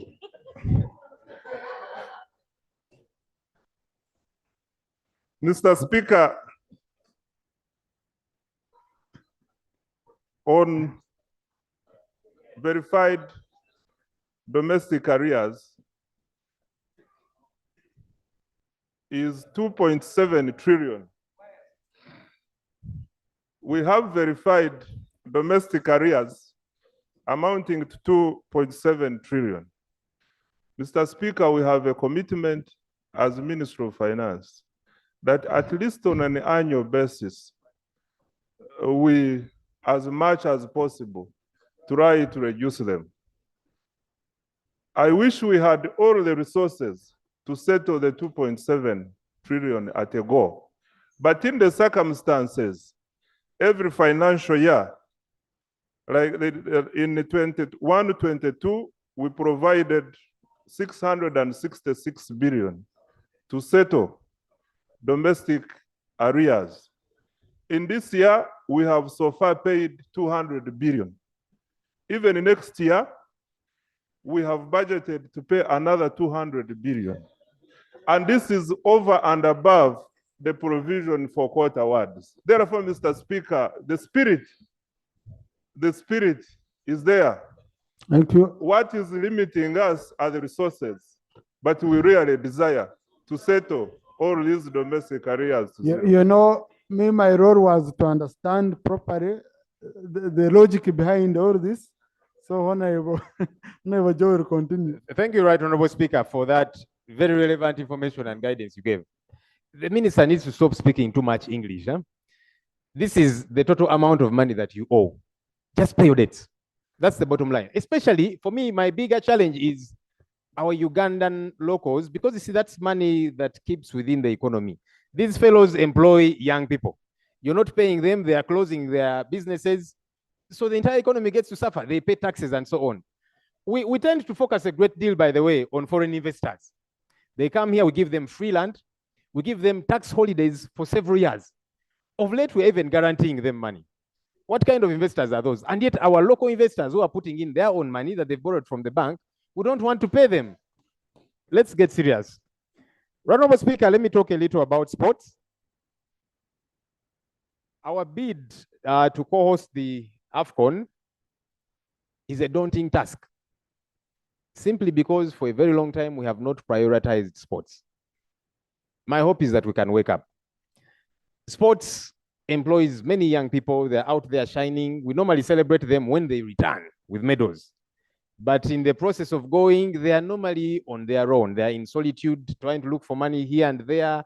There's a time when there had to be a fundraising for shoes for our athletes some years back. Can we be serious? There was a promise about Akibua Stadium. Right Honorable Speaker, we need commitment from government to construct this stadium. Because it's not just a stadium going to be for the northern part of the country, it's a stadium for Uganda. And so we need commitment. But even as government gives us commitment, we want that there gets to be proper value for money, because the figure that government has quoted is $48 million. That's about 183 billion shillings. When you're to try and make comparisons, I was trying to make comparisons. There's a stadium called Marsabit in Kenya with a seating capacity. By the way, the Akibua Stadium is meant to be a 20,000 seater. This Marsabit has a capacity of 15,000 people. And it's meant to cost 295 million Kenya shillings. That's 6.9 billion Uganda shillings. This is a 15,000 seater. Ours is a 20,000 seater, and government is telling us they need 183 billion shillings. These figures have got to make sense because currently they don't make sense. We want the stadium, but we want value for money. We don't want the animal as talking about corruption to seep herein, as we have seen many times. I'll take the information much later. Let me move to health. Right, Honorable Speaker. I have declined the information, Honorable colleague. Thank you. Right, Honorable Speaker, we have had this coining of medical tourism in this country because government officials, whenever they are unwell and they cannot be treated sorry, here. Government of ministers, take note on issues where you feel the information is not right, then you will be given a chance to clarify. You will get a chance to clarify, okay? Yeah. Right, Honorable Speaker, medical tourism, as it has become a coinage, we were told that with the construction of Lubowa Specialized Hospital, this medical tourism would come to an end. That promise has since become a shadow of its former past. And yet each year we have been injecting money. Right, Honorable Speaker, I want to remind colleagues, because these are not my figures, yeah, about how much money we have so far injected in Lubowa Specialized Hospital. So far, it is 113 billion shillings. So far. What is there to see? Your guess is as good as mine. 113 billion shillings. Let me break it down. 2021, there was a 21.6 billion, another 21.9 billion. Again, in 2021, that was September, 22.5 billion shillings. In 2022, there was 23 billion. Again, in April of 2022, 23.8 billion. When you total that up, that's 113 billion shillings. That's money that has gone. Where is Lubowa Hospital?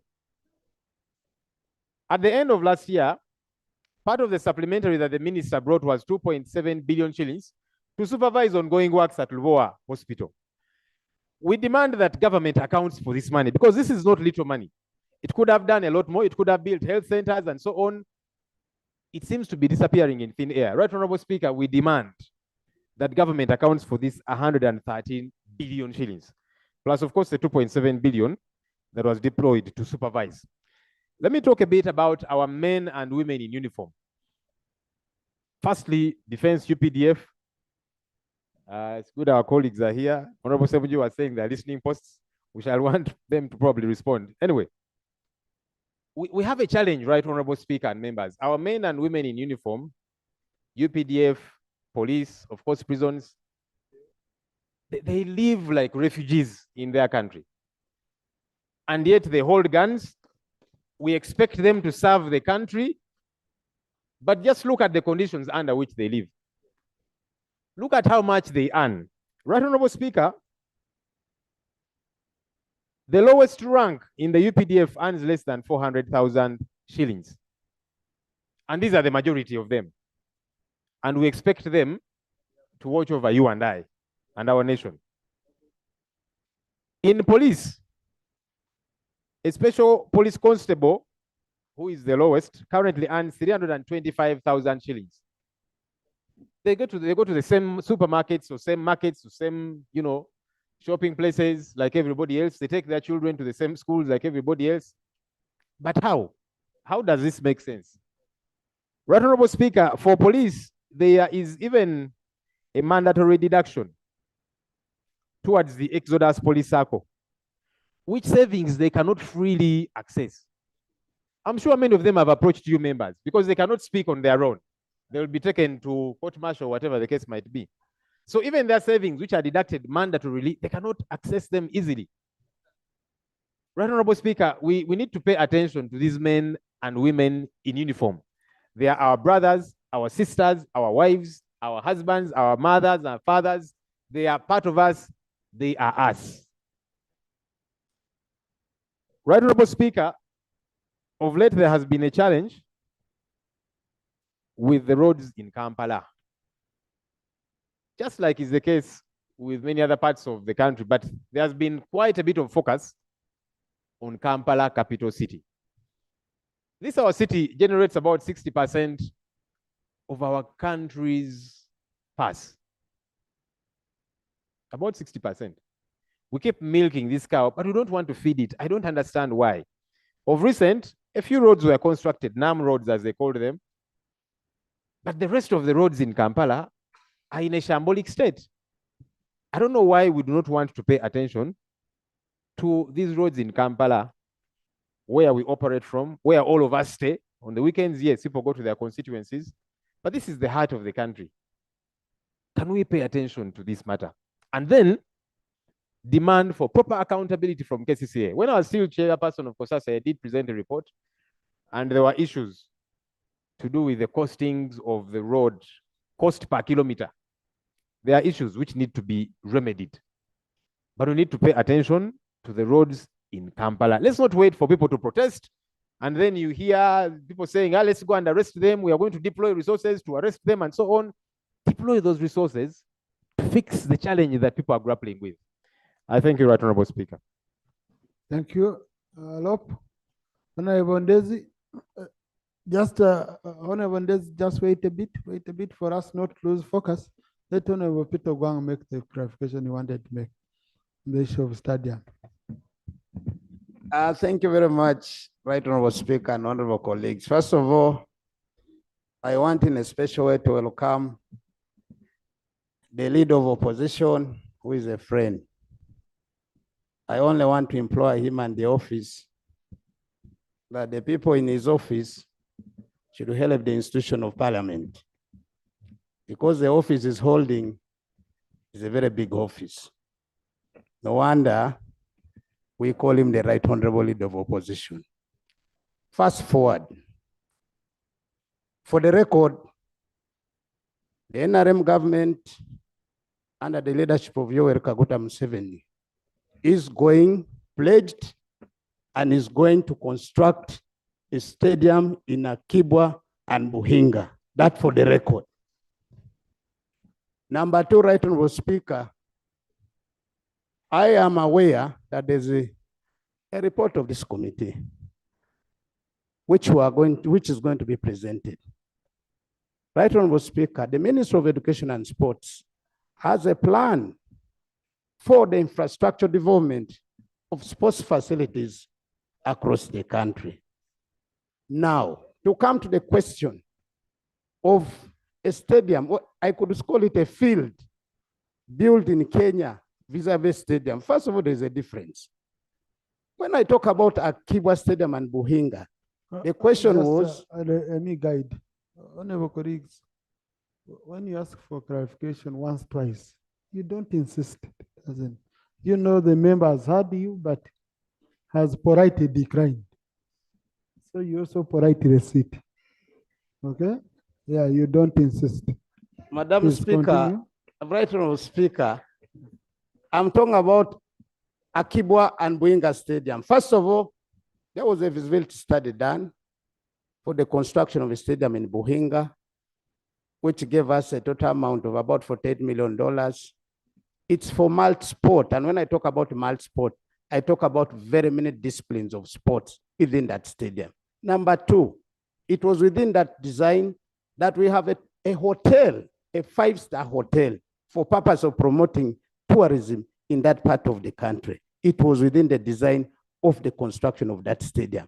So when we begin to compare a field with a stadium, it really takes us to a certain area, which in my considered opinion, I don't want to dwell much on it. So that's why I'm only imploring my brother, a good friend, Lop, that my Right Honorable Speaker, I can even bring the entire plan and I lay it on table so that we are able to look at it in detail. So Thank that you, you don't Honorable. say, we are here to try to loot the country. No, we have come from far. Right Honorable Leader of Opposition, I thank you. Thank you. Honorable Ndezi.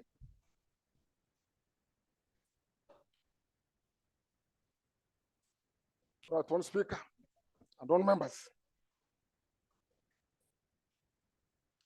You may recall that we reconstituted standing committees a few days ago.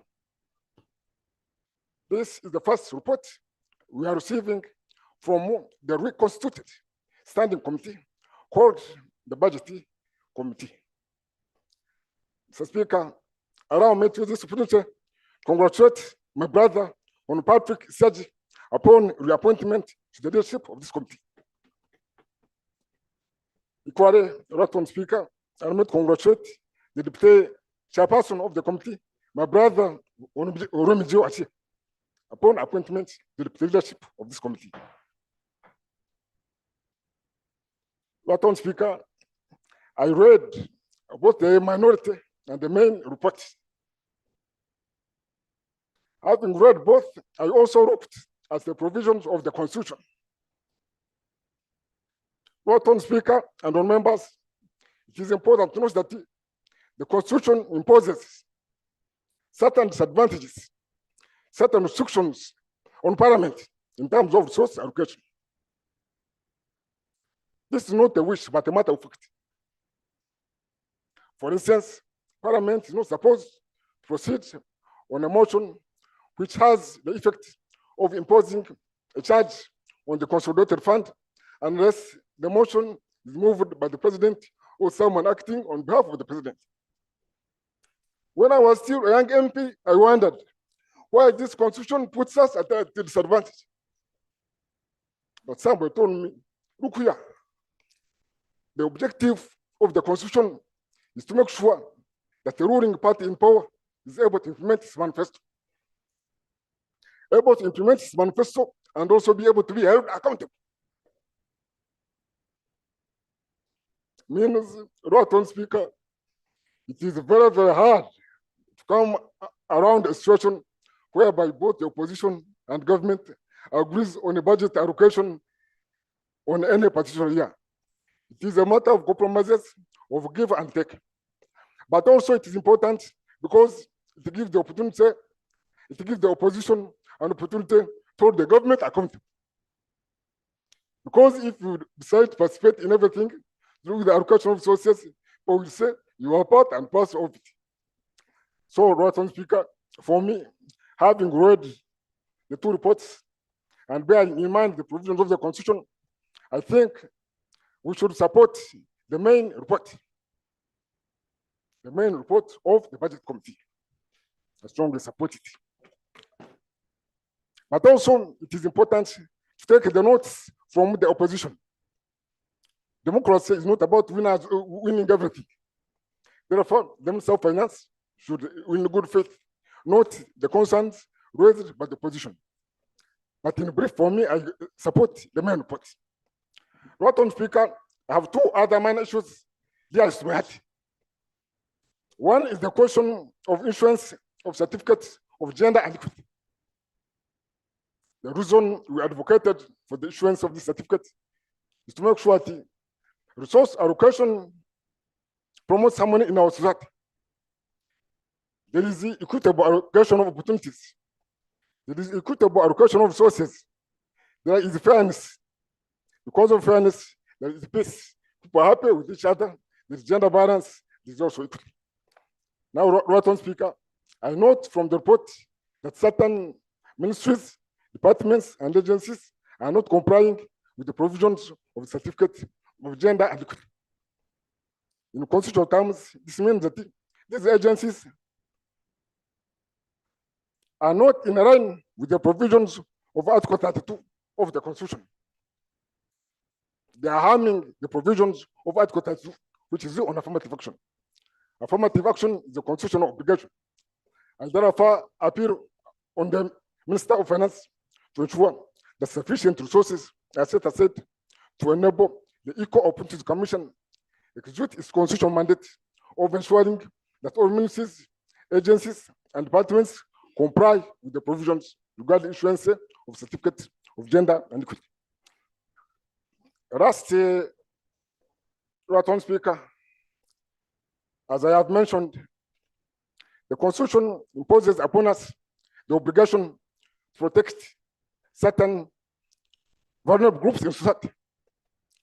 Under Article 32 of the Constitution, we are required to promote older persons. We are required to promote possibilities. We are required to promote young people, promote youth. This protection extends to the budget. because budgeting is self-restrictive process. The output from this process will be transmitted into an appropriation bill and then an act of parliament. What on Speaker, during the last budgeting process, we are very deeply disappointed. We are very deeply disappointed from the budget for older persons, the budget for poor disabilities, the budget for women, and the two other vulnerable groups were cut by a rate or ratio of 80%. So, Rotten Speaker, the question I'm putting forward, the prayers I'm putting forward, I want assurances from the Minister of Finance, assurances that the categories of vulnerable persons that are reinforced by the Constitution are properly reinforced by this budget. For instance, the budget for such, I'm told, there is insufficient funding. The budget for national special grant for possibilities, there is a gap of 3 billion shillings. The budget for older persons was there. There is a gap of some billion shillings. I beg for assurances that these vulnerable categories are properly protected. Thank you so much. Thank you. Honorable Babiku, followed by Honorable Kamateneti, then Honorable Keyo. Thank you, Right Honorable Speaker, for this opportunity. I support the approval and adoption of the report where the plea has been made by the committee. Right Honorable Speaker, I'm concerned about the minority report on page 11 under wasteful expenditure. Allow me read this. These days, the main work at State House is organizing birthday parties and wedding ceremonies. Right Honorable Speaker and colleagues, as a committee that oversees State House, we have clear activities of presidency. And this is provided for under Article 98, the functions of the president and the vice are provided for.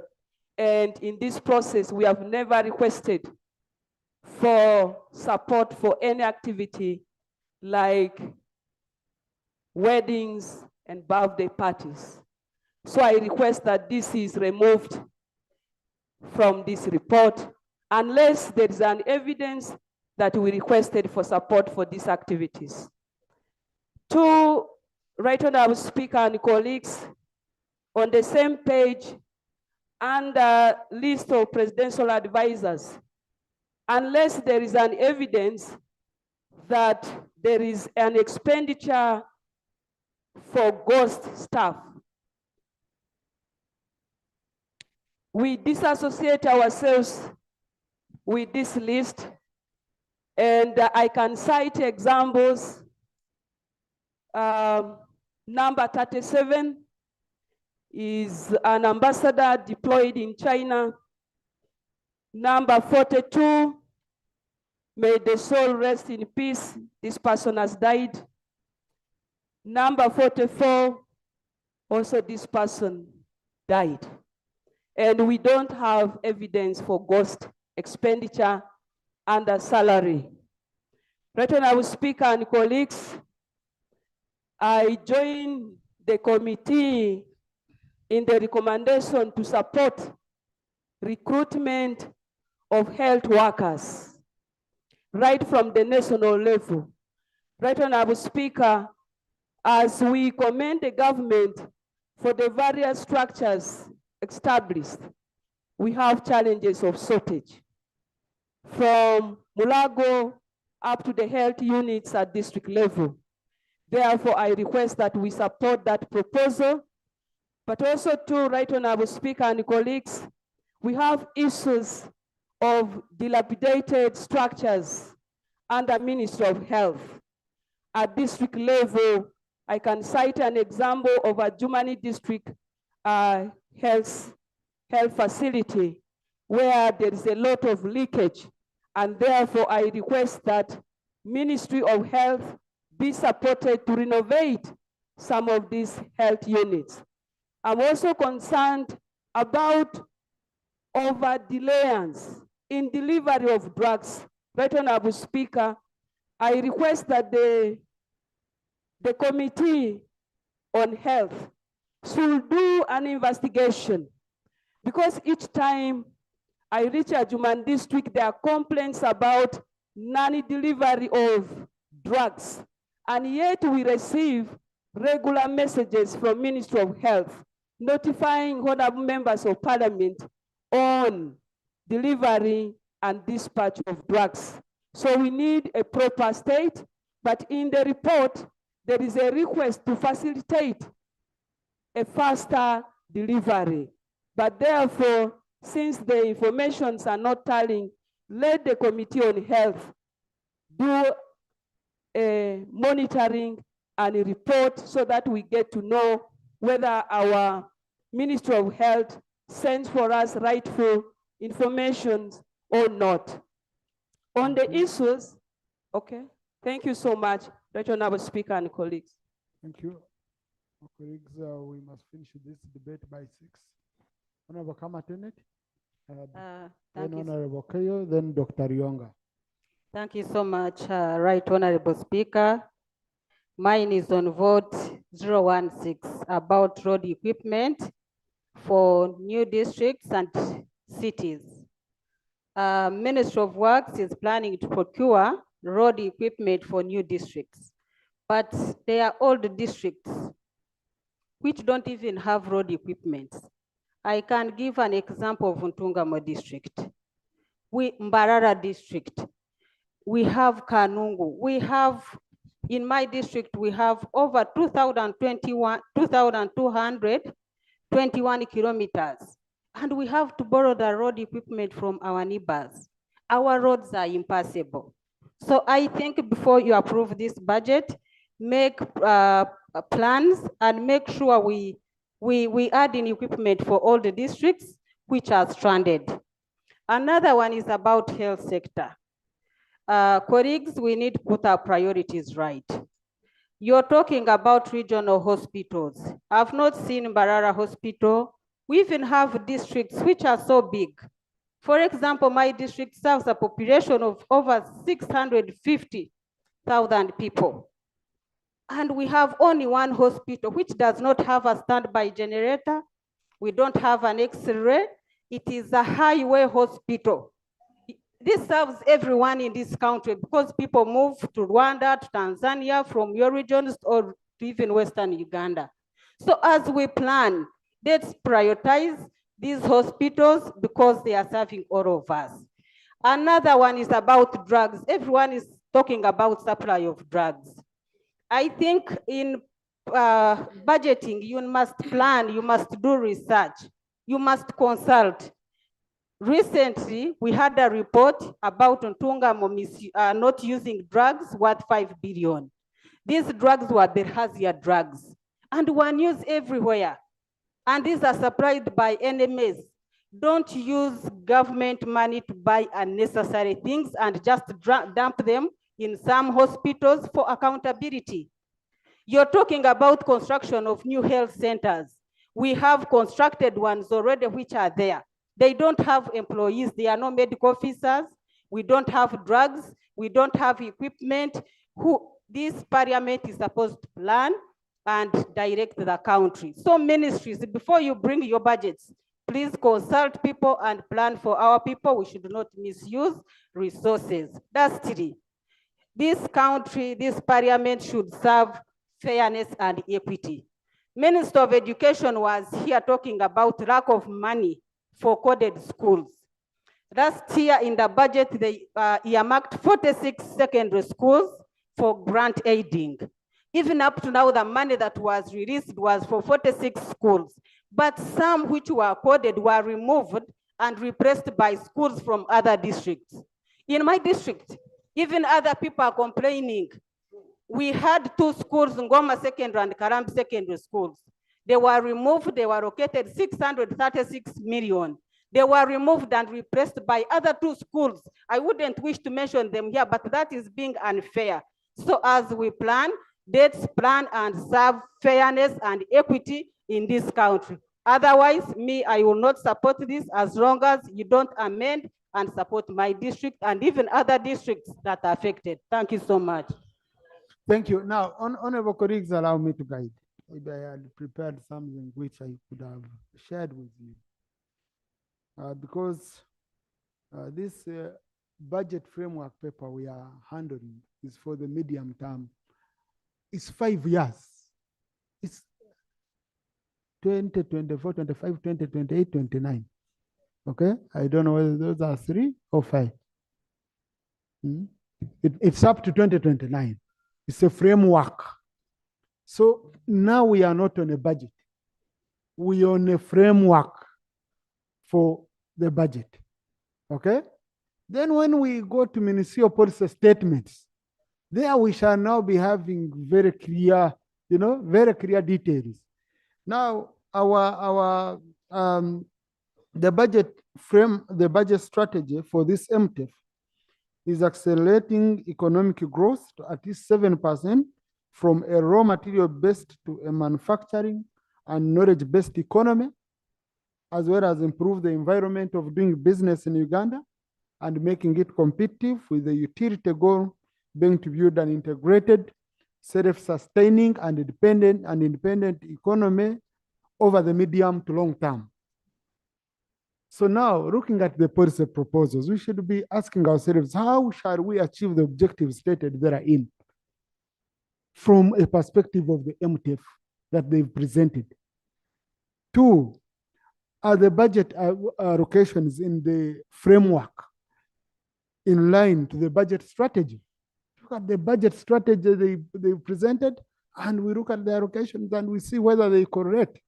3, is the MTF compliant with the Public Finance Management Act?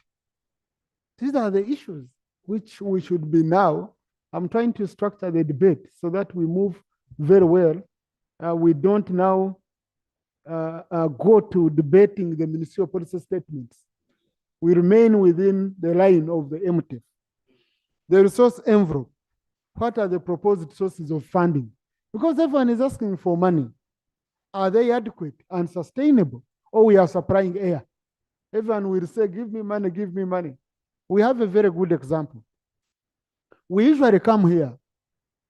We adopt tax bills. Okay? We pass tax proposals. In those tax proposals, we reject some of the recommendations from government. But these recommendations were supposed to generate money.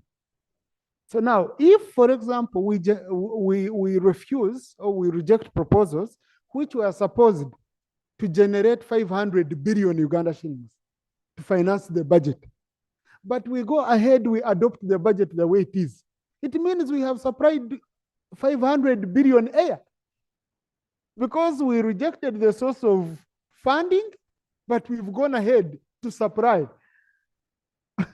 We said we can't give you money, but also let us supply this money. So we need, as we are looking at these funding gaps, in this budget framework paper, what is very easy for all of us to debate here are the funding gaps. But resources, can we also debate on where we can say, government, you are losing resources?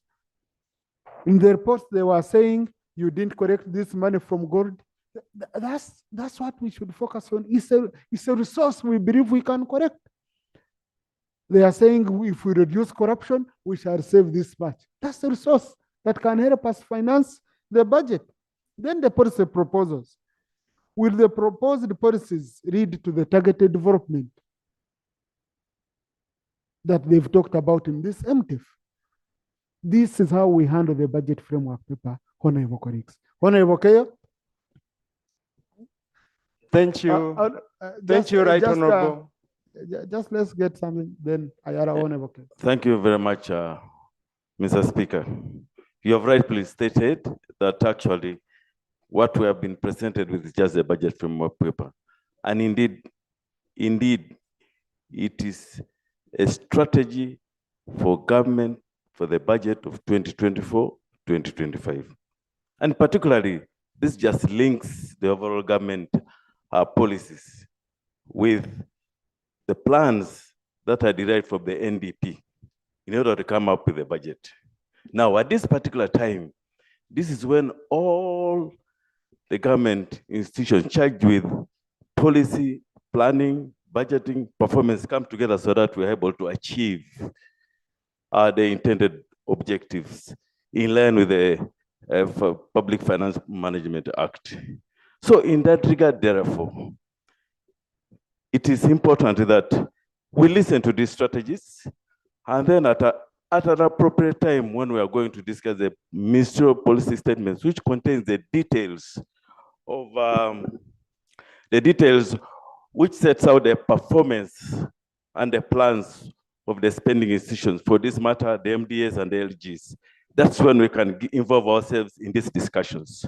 For that matter, therefore, I would like to move a motion that this House approves the National Budget Framework Paper for 2024-25 to 2024-26. I beg to move.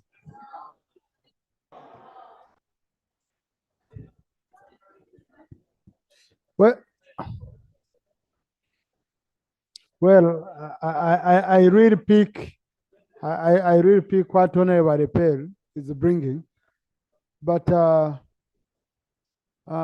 are many members who have not had a chance to make a contribution. Okay, let us give ourselves just maximum of 1 hour. Maximum 1 hour. So, honorable colleagues, meaning you have to be considerate that there are others who want to participate. I had already picked Honorable Keyo, then Dr. Yonga, I go this side. I'll start with Jonathan Odo. Thank you, Right Honorable Speaker, for the opportunity. Right Honorable Speaker, the fisheries subsector is one area that, if properly explored, can bring a lot of money to this country. But this is an area that is never given attention to. The fisheries subsector, when you look at the agriculture sector, it is always put at the periphery, and yet it can earn this country a lot of money. So it is my humble appeal, Right Honorable Speaker, that when we are looking for sources of funding our budget, this subsector is considered and also given allocation. You find that the government gets taxes from them, but little is put in the fisheries subsector to make these people generate more funds.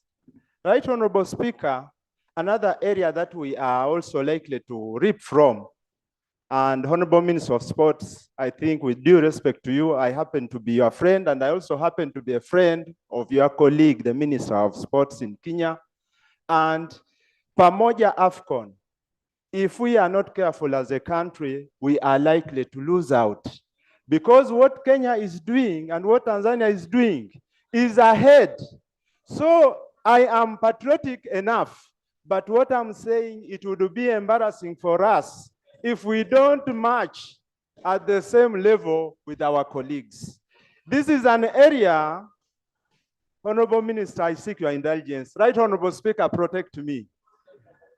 I'm so patriotic that I don't want us to lose out on Pamoja AFCON.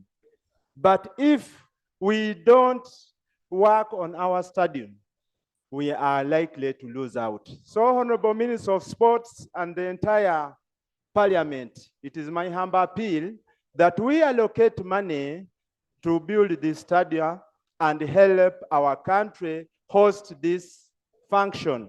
It is going to bring in a lot of tourists. It is going to bring in a lot of people who are going to generate money through sale of our products. Finally, Right Honorable Speaker, inland water transport. There are accidents on water that are never highlighted. They are never highlighted. Of recent, we had an accident in Kalangala, but there are also accidents in Bukoli Islands, accidents in Uvuma, and our people are not protected. They always pronounce a lorry, a bus has had an accident, but little is mentioned when it comes to water transport. This is an area that we should also look at if we are to develop this country on affirmative action. Thank you. Thank you, Right Honorable Speaker. Yes, I had picked on Dr. Yonga, then I go this side. I'll come back this side later. I'll come back. Thank you, Mr. Speaker, for giving me this opportunity. Mr. Speaker and colleagues, I've gone through vote 019 about water and environment. But when you see the allocations, most of them are going to either— Please, can I have order in the house? Either small towns or villages. There's no mention of cities, especially the new cities. My question is, in the coming 3 years, because this is a BFP, we want to consider the cities, because I've ever been in a meeting whereby the minister was presenting Hoima district, he didn't know that even there is a Hoima city. So I had to correct him. So I'm requesting that in the BFP, let cities also be mentioned. Lastly, Mr. Speaker, we have an issue which is mentioned here about Bunyoro University. I know this is a BFP, but this is very disturbing, especially to the communities. The task force was formed more than 1 year ago. They have been doing good work. What they did in the BFP, they are talking about the issue of land compensation and acquisition. The communities are becoming very suspicious that why is it taking long?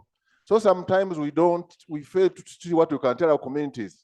So my humble prayer is that let the establishment of Bunyoro University and other new universities be expedited. Otherwise, the communities are always harassing us, telling us that for 2026 we may not come back. I beg to submit. Thank you. Thank you. On the opposition side, now I'm picking from opposition. Okay. And the reader is facing Nakut, is all saying yes. So I'll pick for the opposition. I'm going to pick Honorable Jonathan Odul. I'm picking Honorable Narima Betty. And whoever is a member of the budget committee, please let me know. I'm picking Honorable Namuga, picking Honorable Mujuche, Honorable Chirumira. For the no, I'm still giving you a chance, Honorable colleagues. I wish we could be quick so that I pick as more. Then I again got.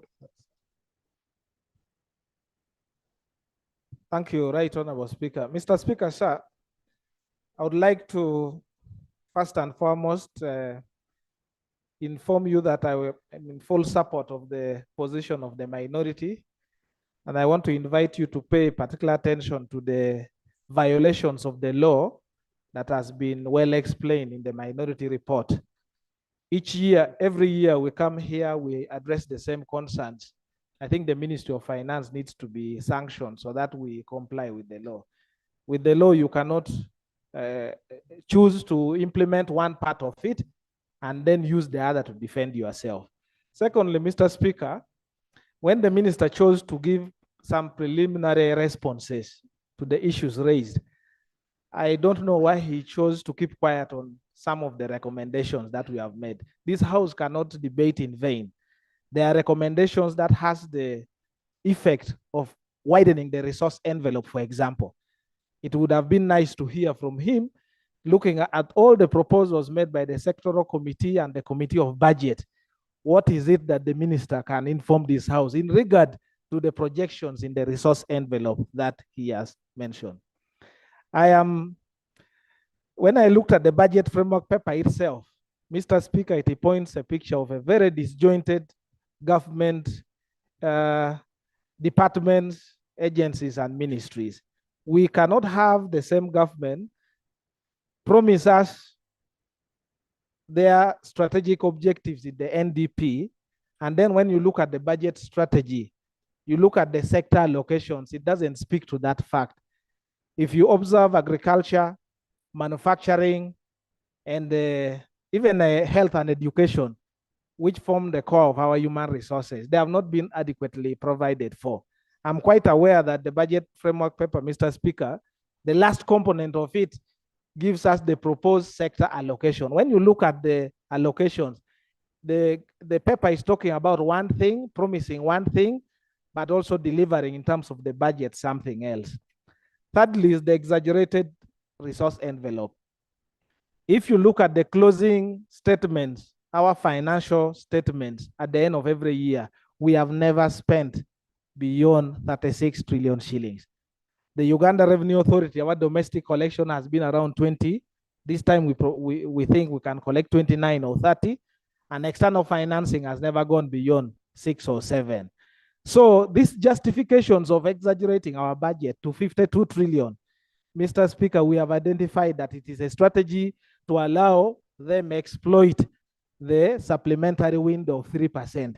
Because if you subject 3% to 52, it means you already have somewhere assured 1.6, which they are going to use and then come here and say it is something that we allow. Maybe we have to condition the Ministry of Finance to be very careful when they are bringing their supplementaries. Lastly, in budgeting and in the framework, you need to be honest, you need to be transparent, and you need to be equitable. If we interrogate the list of these projects that the government is going to implement, many of these members of parliament would rise up in arms. This time we want you to be transparent with all the development projects, the priorities that you have listed here. Me, I am tired of being an MP year in, year out. I am here to approve a budget framework paper for some few members of parliament. Approve the budget and the ministerial policy statement for a few members. This time, Mr. Speaker, help us to audit. All constituencies in Uganda contribute taxes. They deserve schools, they deserve health centers, they deserve roads. So this thing of going to one, this time I'm going to come with a big motion and I will identify each and every project and the last 5 years why only 1 or 2 constituencies have been benefiting. I thank you, Mr. Speaker. Thank you. That's has given you notice. So don't say he didn't warn us. Yes, Honorable Narima. Yeah, we can be quick so that we allow more colleagues to contribute. Thank you so much, Right Honorable Speaker.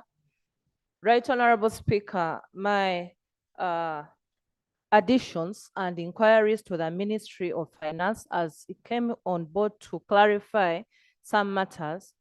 We wish to know why didn't it clarify on the matters of compliance. In the Marine report, it was clear and it was reported that there was no quantifiable estimation given. And that's under 2.2, where the committee is reporting that there was no compliance as per Schedule 3 of the PFMA. We are also seeing a report to us that there was also under 2.4, the Charter of Fiscal Compliance was not responded to. So could we have those clarifications as the ministry is reporting? And finally, concerning the local government sector and public service, as the committee was reporting, the committee, we gave them several issues. And when we talk about compliance and ways of ensuring that we increase the fiscal feasibility in this country, matters of local governments are key. If in the request we put as Committee of Local Government and Public Service, we put forward several issues that can aid this country to have a better service delivery mode. Matters of issues of ensuring that our local leaders out there are well inducted. Now we are talking about 5 years. We are talking about the year 24-25 to the year 28-29, but not anywhere was it incorporated. When we talk about the infrastructure of local governments, nothing was catered for and was captured, and many other issues. So in summary, Mr. Speaker, I'm requesting once again that the matters that were put forward by the Committee of Public Service and Local Government that urgently need to be incorporated and taken care of within the next 2 years or as urgent as in the next budget, let them be incorporated in the budget framework paper such that local governments can deliver better in this country. I beg to submit. Thank you. I had already picked on Onamuga. Thank you, Right Honorable Speaker. I'm in support of the minority report in regard to this budget. One, Right Honorable Speaker, the issue of unrealistic budgeting, especially on the side of revenues. And I think this is the very reason as to why in every financial year, we find that there are so many projects that are not implemented, so many projects. And the same is happening this very financial year.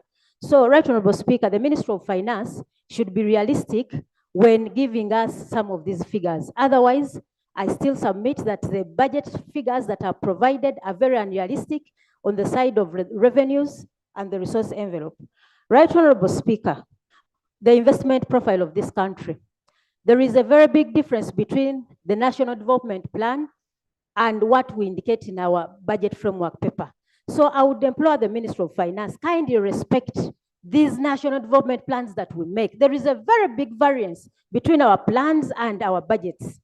The other thing is about borrowing. Right Honorable Speaker, it's not that we don't support borrowing, but can the Minister of Finance explain why we have 14.5 trillion under undisbursed loans? Can he also explain why government of Uganda in the financial year 22-23 borrowed money close to $739 million to support recurrent expenditure, payment of salaries and these others? So it's not that borrowing is bad, but the investment. We invest money in non-productive sectors. So kindly invest our resources in areas that are productive. Right Honorable Speaker, we have a challenge in costing of government projects. We include projects in these plans that are not costed. That is why you find variances between output and planning. So we should employ our agencies to ensure that every time we do these plans, at least we have a basis for why we include some of these figures. Right Honorable Speaker, they've just amended the Public Procurement and Disposal of Public Assets Act. I want us to interest ourselves in that act that has just been, the regulations that have just been amended. There are so many issues that have been put there, but procurement has become a challenge. Not that the cadres are a problem, but also this political influence. You saw the issues of the Mabati, where we have blue notes from the ministers, from the president to officers. Can we start respecting institutions of government such that we can discipline officers who have not executed on their mandate? Right Honorable Speakers, we should respect institutions of government. Lastly, Right Honorable Speaker, the issue of domestic areas. Every year, these accumulate, and at a very high rate.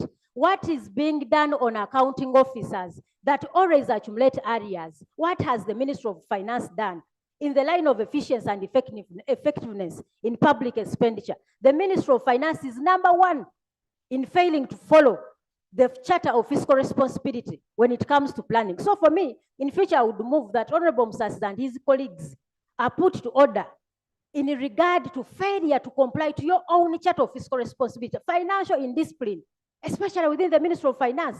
This thing of supplementary budget, every year we have supplementary budgets here, and he's the one who used to always come here and say, we shall never have a supplementary budget. Then the next year comes, you are the one to come to this place. So Honorable Msasi and the colleagues should be put to order to know that they should respect Ugandans when it comes to budgeting. Thank you, Right Honorable Speaker.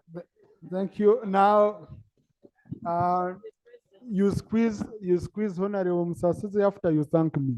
So I'm not the one who deployed her, Honorable. This was yes. I'm still on opposition side. Please, yes. Honorable Mwijite, Honorable Chirumira, Honorable Aisha, Honorable Kupa, Honorable Mpuga, Honorable Santa, Honorable Chivumbi. Then I go back. Thank you so much, Right Honorable Speaker. Right Honorable Speaker, I want to thank you for this opportunity. Now, just let me ask, we are still here. I don't know why people are rushing to speak first. Are you going somewhere? You want to abandon me here? So be patient, we are still here. The answer is clear, everything is still here. Even if you submit at 7, you will submit. Thank you so much, Right Honorable Speaker. Right Honorable Speaker, we have praised the Right Honorable Cecilia Ogwar for helping when we had situations of minority report and the majority by looking into both and getting out the best. This is not a time of competition between minority and majority. I have been here for some time. I hear us pass budgets, and when you go out there, whenever citizens' priorities are not seen, they don't bash the Ministry of Finance, they bash the members of Parliament. They don't talk about the president, they don't talk about the minister, they say, these MPs. You will find RDCs on radio saying the MPs are not prioritizing agriculture. They're not prioritizing roads, and the minister will be happy in his home. So when we talk about priorities, it is because we interact with the people down there. It is not because we are government or we are opposition. It is because we are representatives of members of parliament. Because how do I explain that I have a road that was pledged in 1989 and it is never worked on, but I am passing budgets every financial year? How do I go to Bush and explain that? Because the priorities are not being set by us parliament, they are being set somewhere, and for us, we have to just approve. And then when we go there, they say they are the appropriators. Even find the minister telling the public that it is these MPs that are the appropriators. So, Honorable Minister, please listen to us. It's not because we are against anybody. And that's why I would wish that we look at the minority report and the majority report and we get out the best for our people. It's not about the competition of the two ideas and the two reports. And that's why we were talking about Cecilia Guar. Now we have even forgotten about what she was doing here, even before a week. Of course, for you, a listening post. So I know you will not talk about UPDF. So, but the point I'm making is, we are the eyes and ears of our people, and therefore, let's look at these reports and get out the best for our people. And that's the point I'm making. Thank you very much, Mr. Speaker. Thank you, Honorable Mujiche. Honorable Chirumira. Thank you, Right Honorable Speaker. Right Honorable Speaker, one of the major goals of the BFP is to accelerate economic growth, and that is increasing the quantitative output of our country. My biggest concern is on the drivers of our economic growth.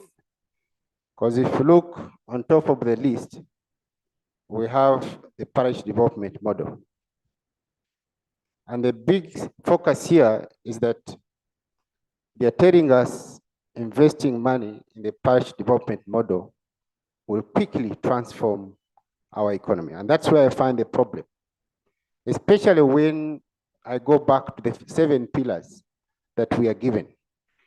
Right now, the big focus is on 2 pillars: mindset change and financial literacy. And that's how they are grouping people into circles. And the Ministry of Finance is telling us that the biggest driver of our economy and transforming the people of Uganda is parish development model. And that's where I want to differ, that our level of investment into any sector should be dependent on the return to investment. We have so many options as a country where we could put money and get a better return to investment, and that's where we need to focus. There is a total mismatch in terms of investment expenditure and return to investment. And then the other issue, Right Honorable Speaker, I moved a minority report last year, and the focus was on these debts that we keep accumulating. My prayer was for the Ministry of Finance to provide the financing options at this particular stage, precisely indicating to us where is our country going to borrow money. What are the terms and conditions of these money lenders? Because if we do not do that at this stage, we're going to find ourselves in a position of the Amarok, the one that was rejected previously. We're going to find ourselves in a position of going to Standard Chartered, that organized group of lenders that we are supposed to borrow money from. Our country paid money, expecting to get money, and the money never came. We suffered a loss as a country because we lacked planning. And that's why I'm urging government, when we are doing this budget process, especially at this stage, it is paramount for us to know the source of the money. It's true, we all agree that we have to borrow, because if you look at our budget, 22% has to be debt. But please be precise to the country. Tell us, where are we going to borrow? What are the terms? What are the conditions of this money lender, so that we put ourselves in a better position running our country. Thank you, Right Honorable. Thank you, Honorable Aisha, then Honorable Cooper. Thank you so much, Right Honorable Chair. I want to thank the Budget Committee. Right Honorable Speaker, I beg your pardon, for the two reports. In relation to the conclusion, I speak on ground of the conclusion of the minority report, where I said that if the report cannot be thrown out because of the irregularities, then it should be amended accordingly. And that's the ground that informs my submission. Honorable Speaker, the minister was short of informing us, which was a question in the minority report, what led to the decreased revenue expectations, while revenue collection increased even around time COVID period, but this time increase in revenue collection is significantly low. That answer was not submitted to us.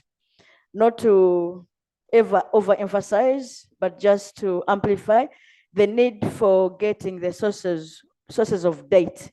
Failure to submit sources of date is supplying air, because I am sure by this time, finance exactly knows where they are going to borrow this money from, but they're not disclosing. Suppose they come and make proposals here and Parliament rejects, so we need to know the sources. But most importantly, on page 62 of the major report, there is a request to inject more money into human vaccine. I recall, Right Honorable Speaker, that previously we have injected money into science and technology, and especially in the invasion of discovery of vaccines, and we have never received any report. Year after year, we are putting money into vaccines. We have had even other countries have been able to come out with vaccines like COVID vaccines. Despite the monies that we put there, we've not been able to get anything. The report talks of retooling. I'm actually dismayed that the report talks of retooling external security organization officers, while the report defers retooling of teachers, especially at this time when we go into the new curriculum. Right Honorable Speaker, many of our teachers, especially those of us that come from rural areas, actually some teachers have given up because they say what they don't understand what they are teaching. Teachers have not been retooled, the new curriculum is on. Besides, the students are required to go and do their own research. But in schools, there is no electricity. In schools, there are no computers. We require that their parents will buy the laptops probably, but we know many parents are unable. Some internet, I'm told, is expensive, we know that. Some parents are risking giving their children phones to be able to do research, but we know all the risk of a phone to a child because they are tempted into going into social media. This budget does not speak to that. And Right Honorable Speaker, page 73, we talk about solving. As I conclude, let me conclude that point, just that point. But you've allocated yourself more time. You say, no, you can't switch on for more time before you're given permission. Let's conclude, Honorable. Thank you, Right Honorable Speaker. Page 73 talks about helping being able to stop early pregnancies to girls. The report talks about the figures of girls that have become pregnant and say in order to address this, then they talk about skilling. These are two different things. The problem spoken about, the objective is different from the cure. When you talk about skilling the pregnant girls, that does not solve the problem of other girls being pregnant. So I find the objective and the solution communicating two different things. Thank you, Chair. I rest it at that. Thank you. Honorable Cooper, then Honorable Mpuga, Honorable Santa, Honorable Chivundi. And then again go back.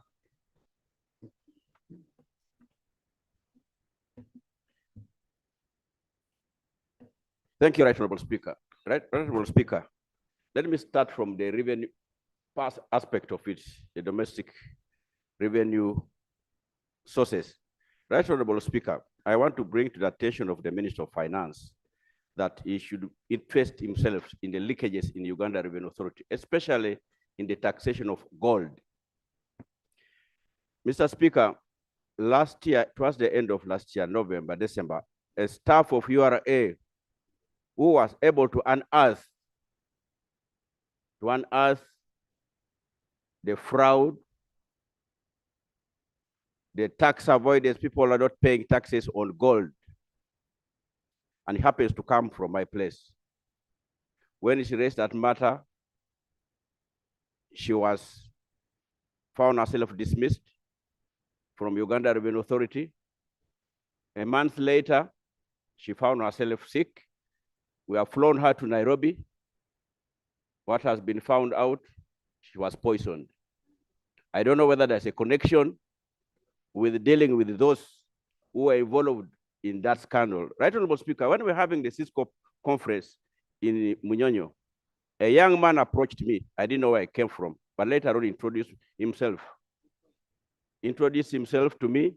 He says they came from UK, but originally his parents come from Guinea.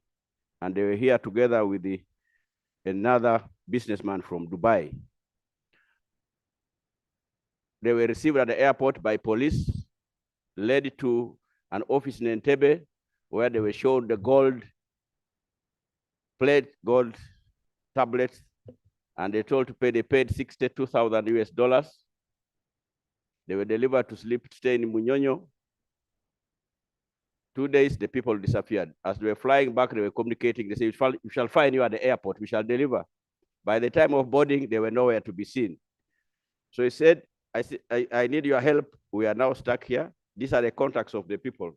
But what was shocking, using my friends whom I know on the other side, I say, please, where does this number lead to? The answer I got was, Honorable Okupa, if you want your life, don't follow these things. Don't follow it. You will die. So that's the risk involved in that, because the people who are involved in it, I don't know. So, Honorable Speaker, the Honorable Minister, since you have the machinery, please investigate the issues of gold tax revenues, unless possibly you also want to fear your life. But I know because you, yeah, there's a lot of leakage, we're losing a lot of revenue in the people who are involved in the gold dealings in this country. So, Right Honorable Speaker, the minister should pick interest in this. 2, Honorable Speaker, the matter I raised here about grant aiding, 2022-2023, we had schools that were approved here for grant aiding. Later, Minister of Finance and Education came that they don't have the money. They say we shall do it the following year. 23-24, we again put, and we appropriated the money. But to date, we should be thinking about those students, those pupils, because the parents, once the list was published in the new vision, they pulled back. The government has taken over. What is the fate of these children today after hearing from what the Minister of Education said and the Minister of Finance? We appropriated money. Can the Minister of Finance and Education confirm to the parents who come from those areas where those schools that this year there won't be any money? They should just continue paying for the teachers, for the services. Because otherwise, without that, I don't know where the schools will close. So, Right Honorable Speaker, I want to appeal to the minister to follow that matter up. Equal Opportunities Commission published a damning report. It's an indictment to government about the distribution of services, jobs in this country. Honorable Minister, as you work on the budget framework paper, please can you take that into consideration such that we don't see that reoccur in this country? We all belong to this country. We all pay taxes. So please take note of that and incorporate it when you are doing the budget framework paper in the allocation of resources. Finally, Right Honorable Speaker, is on the issue of the infrastructure. I cannot conclude without saying, please, Kumi Serere Kasilo Kagwara Road. The president promised us in 2011, 2016, 2021, We don't want it to say the same thing in 2026 campaign. We even made a letter in 2022, the blue letters, putting that road, the one of Soroti, Serere, Pingire, Mulondo, Garama, the one of Ochero. I'm happy for the one of Ochero, Kaberimaido Ochero, we passed the loan here. But those are the tools. Those are the few roads on the eastern part of the Greater North Road. If you started from Jinja up to Soroti, how many roads on the eastern, on the left-hand side of the road? How many are tarmac? It's only one, the one of 3. So please help us to sort that matter such that we can. Thank you, Honorable Cooper. Honorable Mpuga. Thank you, Right Honorable Speaker. Honorable Speaker, I was here when the minister laid the BFP, and we exchanged presentaries, including an advisor to him. To this time around, he followed the law, and he promised to follow the law. 2 things are outstanding. First of all, I've been trying to understand whether the minister came here when I was away and announced a migration from program-based budgeting to sector-based budgeting. Because I really miss the House, and I've never heard of that.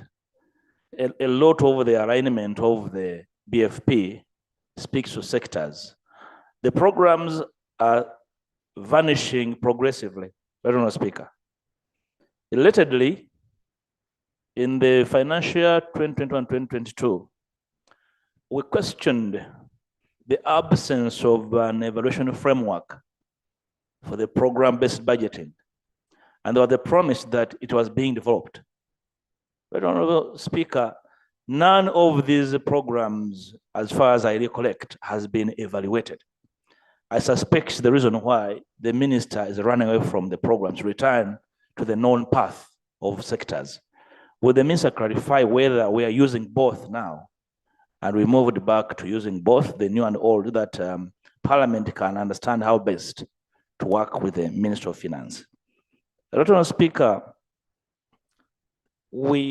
I informed the minister then that there was a problem because he was making several announcements to prepare us to debate the BFP, including a plethora of tax measures and revenue expectations. Then I was asking him, then are you moving to amend the Charter of Fiscal Responsibility? The minister said no. The reports, the 2 reports speak to the lack of sync between the Charter, the BFP, and NDP3.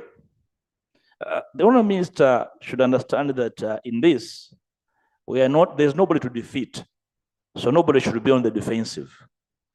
If you have moved like your response in a brief communicated to announce tax measures, you have revenue anticipations hitherto not anticipated, it means it alters your revenue expectations. And therefore, it changes in a way the charter. In Regulation 3 of the PFM regulations, you're allowed to amend and come on the floor of Parliament and inform Parliament. There's no crime in that. The law allows you to do that. So why are you moving in the corners when you have the entire law allowing you to come and say, we are moving, we are amending the charter, and therefore there are new areas that we have discovered, there are new revenue sources. And you see, Honourable Minister, this then will help you not to be explaining yourself every day. Honourable Speaker, we made the charter 2 years ago, but the minister has never brought to the House a public debt management framework. That is why members are debating whether the public debt rhymes with the promises in the charter. The law requires of the minister next month, right, Honourable Speaker, to report to Parliament on the performance of the economy. Will you stop him from reporting until he has laid a public debt management framework? Because the public debt is a huge scare to the country. If this government were a head of a family, they would mortgage even padlocks in the house. You need to tell us how you're going to manage the. We've got to get an understanding of how you want to manage the public debt in the medium term. Otherwise, without a public debt management framework in place, we are grappling in the dark, right, Honourable Speaker. Yet the law demands of the minister to lay it immediately after laying the Charter of Fiscal Responsibility. Right, Honourable Speaker, lastly,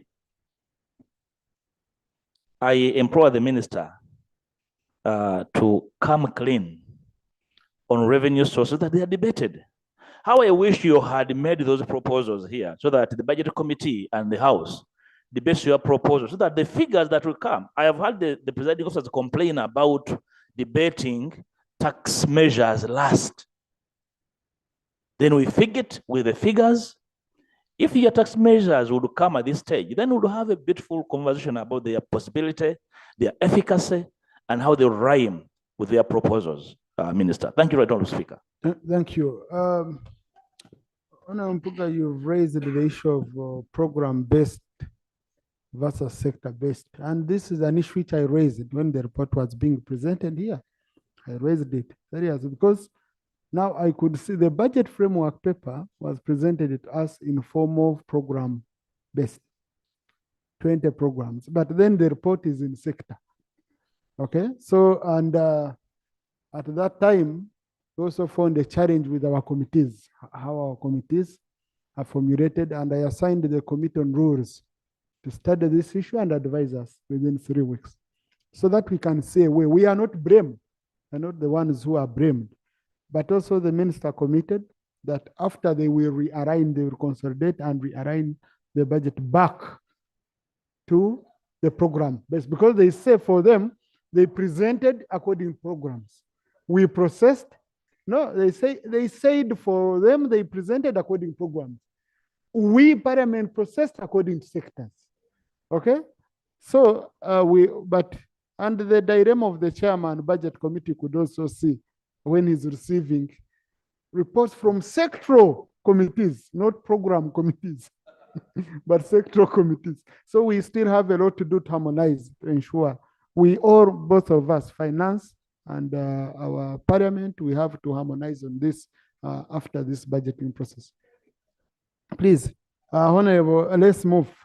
Honorable Santa, I'm not around any procedure, order, information. I'm now on debate. We don't have much time. Honorable Santa, and then Honorable Chivumbi.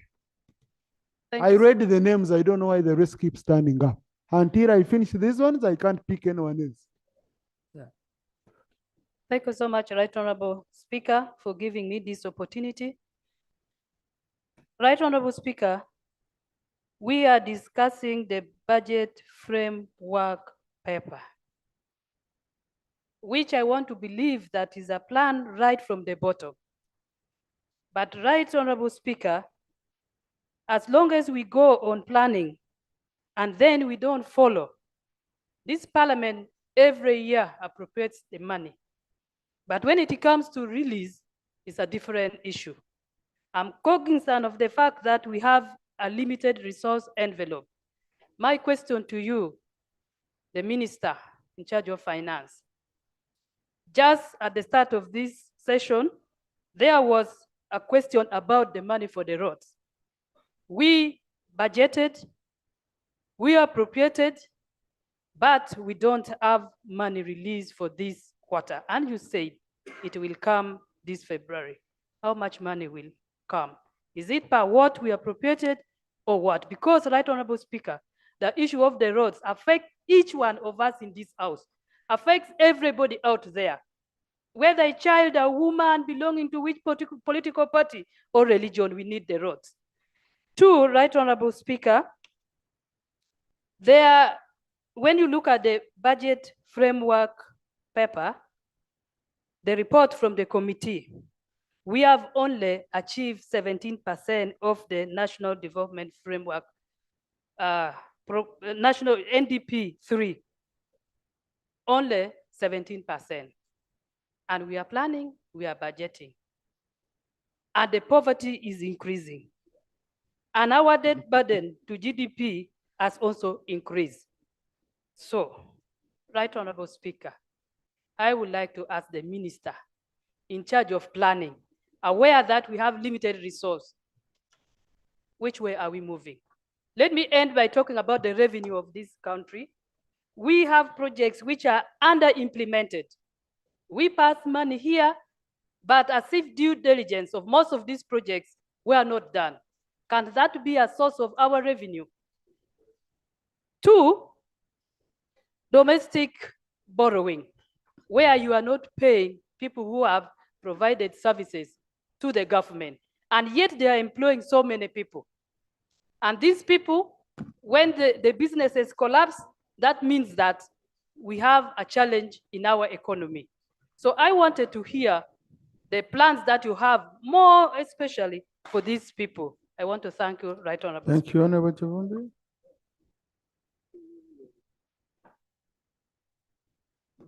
Right Honorable Speaker, thank you for this opportunity. And I'll go to page 47 of the main report. Right Honorable Speaker, we have spoken about areas, but let's go where it touches the common man. This government has areas of pension of 316 billion. We are all potential pensioners at a given time. The last thing you want to do is to have your pension not paid. And can we make an appeal that as they come with the ministerial policy statement, they look for ways and means to provide money for the pensioners.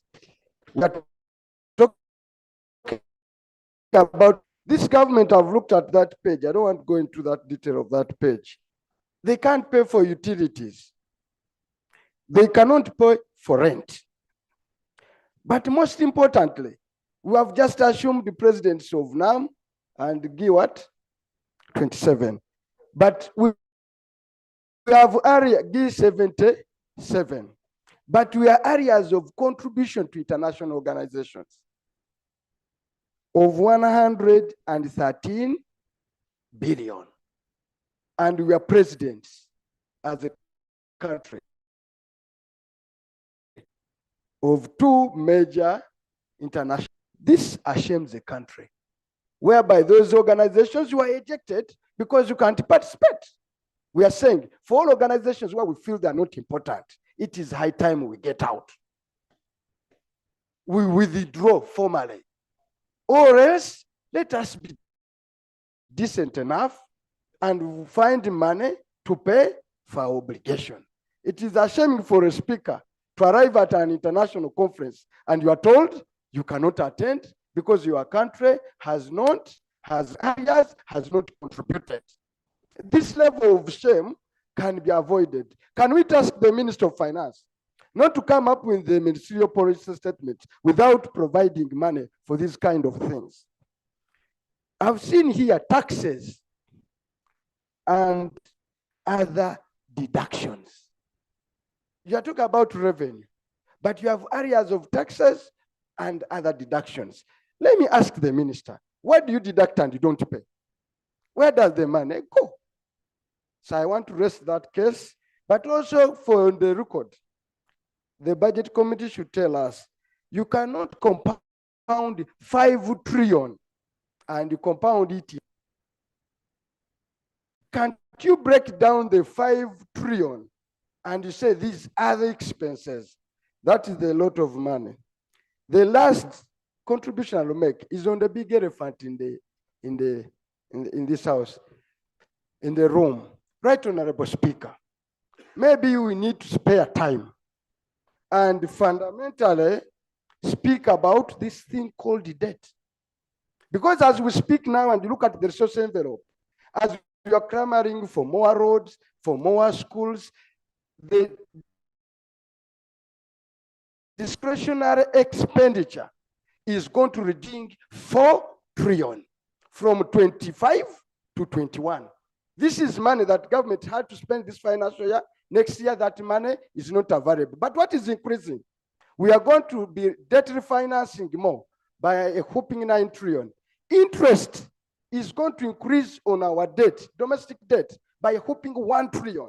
And going forward, if we continue like this, we are a country that is going to go the way of Sri Lanka. We're on the verge of being blacklisted as a country. Is it a high time that Parliament and the government, Ministry of Finance, have engaged them while I was a shadow minister? They don't have, it is high time we sit and change the way we behave.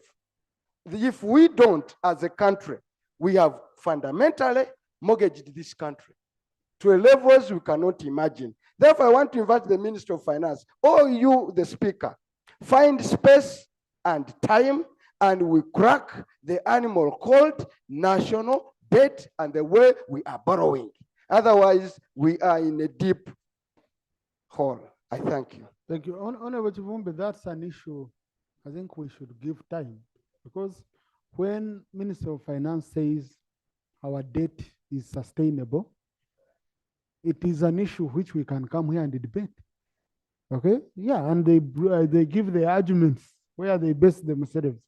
Because I've been interacting with speakers from other countries, surprisingly, when they look at our debt, they say ours is sustainable compared to theirs. You meet speakers from Southern Africa, from the SADC. So these are issues I think we have to look at. And really, the Committee on National Economy, let the Committee on National Economy make an assessment, bring a report, and we debate that report here. Okay? So Committee on National Economy, I'm giving you 1 month to report on this issue of national debt, and we have a thorough debate as we go into the budgeting process. Now, Chair Budget, Chair Budget, 2 things. 1, pension is a statutory obligation. Whenever we are budgeting, you tell us this is statutory, salaries, pension. How can we say we have areas of pension? When it's a statutory obligation, then we are breaking the law as a parliament. So in this coming budget, let us ensure that as a parliament, we put money for pension as a statutory obligation, because that's what the law requires us. And the Minister for Finance has been coming and showing us this money you can't touch, it's a statutory obligation. Pension is non-debatable. It shouldn't be about choices. No. On the issue of utilities, honorable colleagues, and honorable Minister for Finance, we can agree. Like on the issue of utilities, I think this is about an implementation strategy. We can sort it out this way. Entities are given money for utilities, they don't pay. And yet they know they can't run without water, without electricity, then they come to blackmail government. Can't we agree that you deduct this money at source and you give to national water, you pay for electricity? Reason being, honorable colleagues, money which we've been, for example, paying national water is the money which is being used for SCAP and other programs. So if you deduct it and you pay it, you deduct it at source, you give it to national water quarterly, it implements water projects in the country. What are you losing? Instead of giving it to entities and then they go to pay attendance allowances for their meetings and workshops, deduct money for utilities at source, because you provide as finance, but they divert it.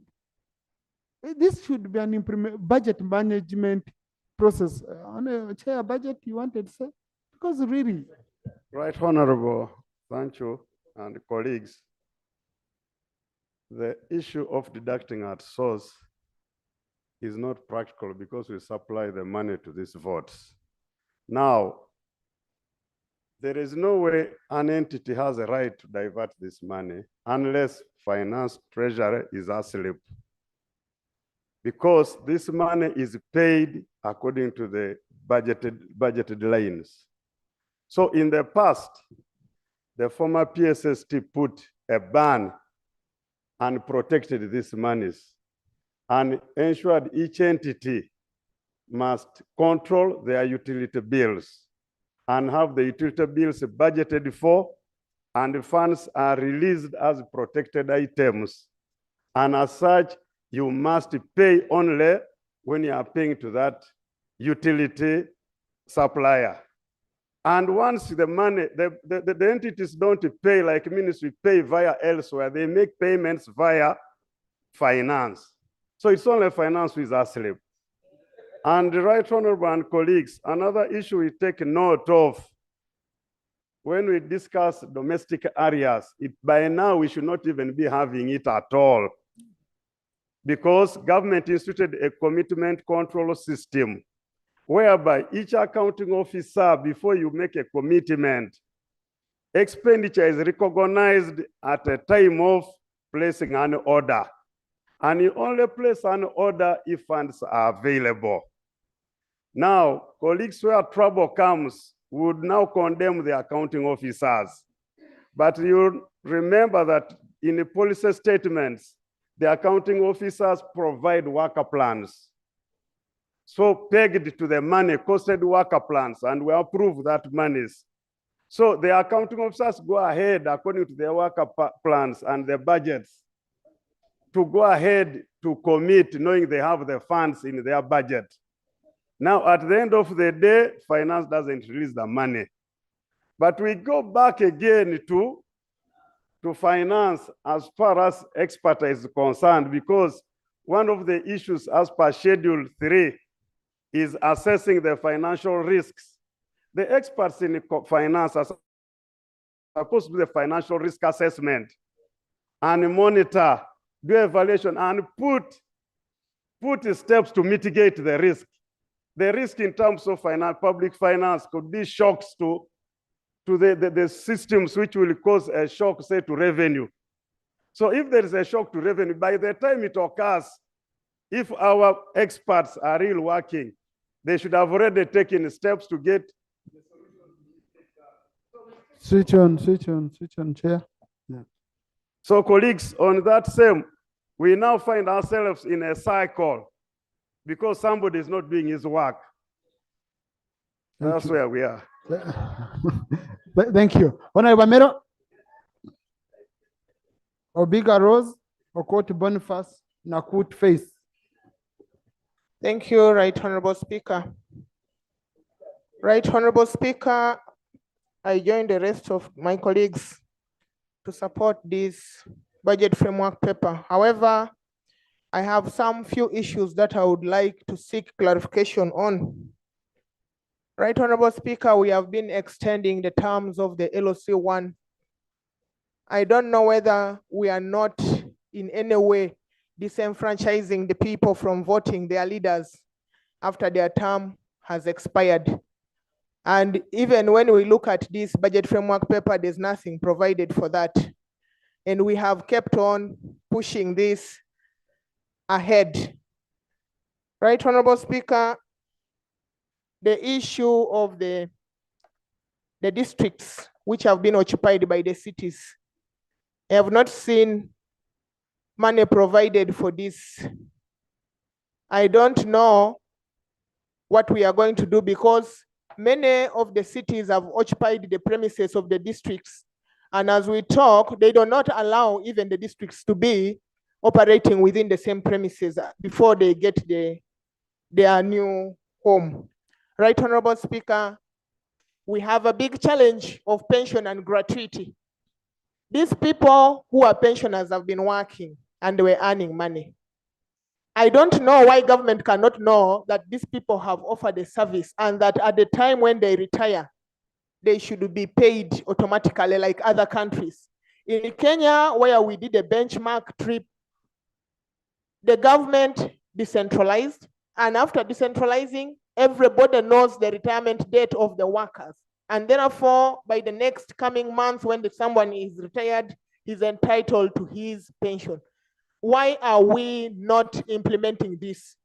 When are we going to amend the Public Service Act so that we can have these pensions handled the right way? Right Honorable Speaker, it is very bad for people to work, and then when they retire from work, they fight to earn what is entitled to them. Some people die, some people are in Kampala here, some people's names disappear from the districts, and they're appearing from somewhere and the money gets to wrong accounts. I think we need to look into this very carefully. And then the other thing, Right Honorable Speaker, this report that we are debating, you have guided on the issue of program budgeting vis-a-vis the sector budgeting. Right Honorable Speaker, I don't know whether we are proceeding right if we are going to keep introducing new projects without Thank you, Honorable Boniface.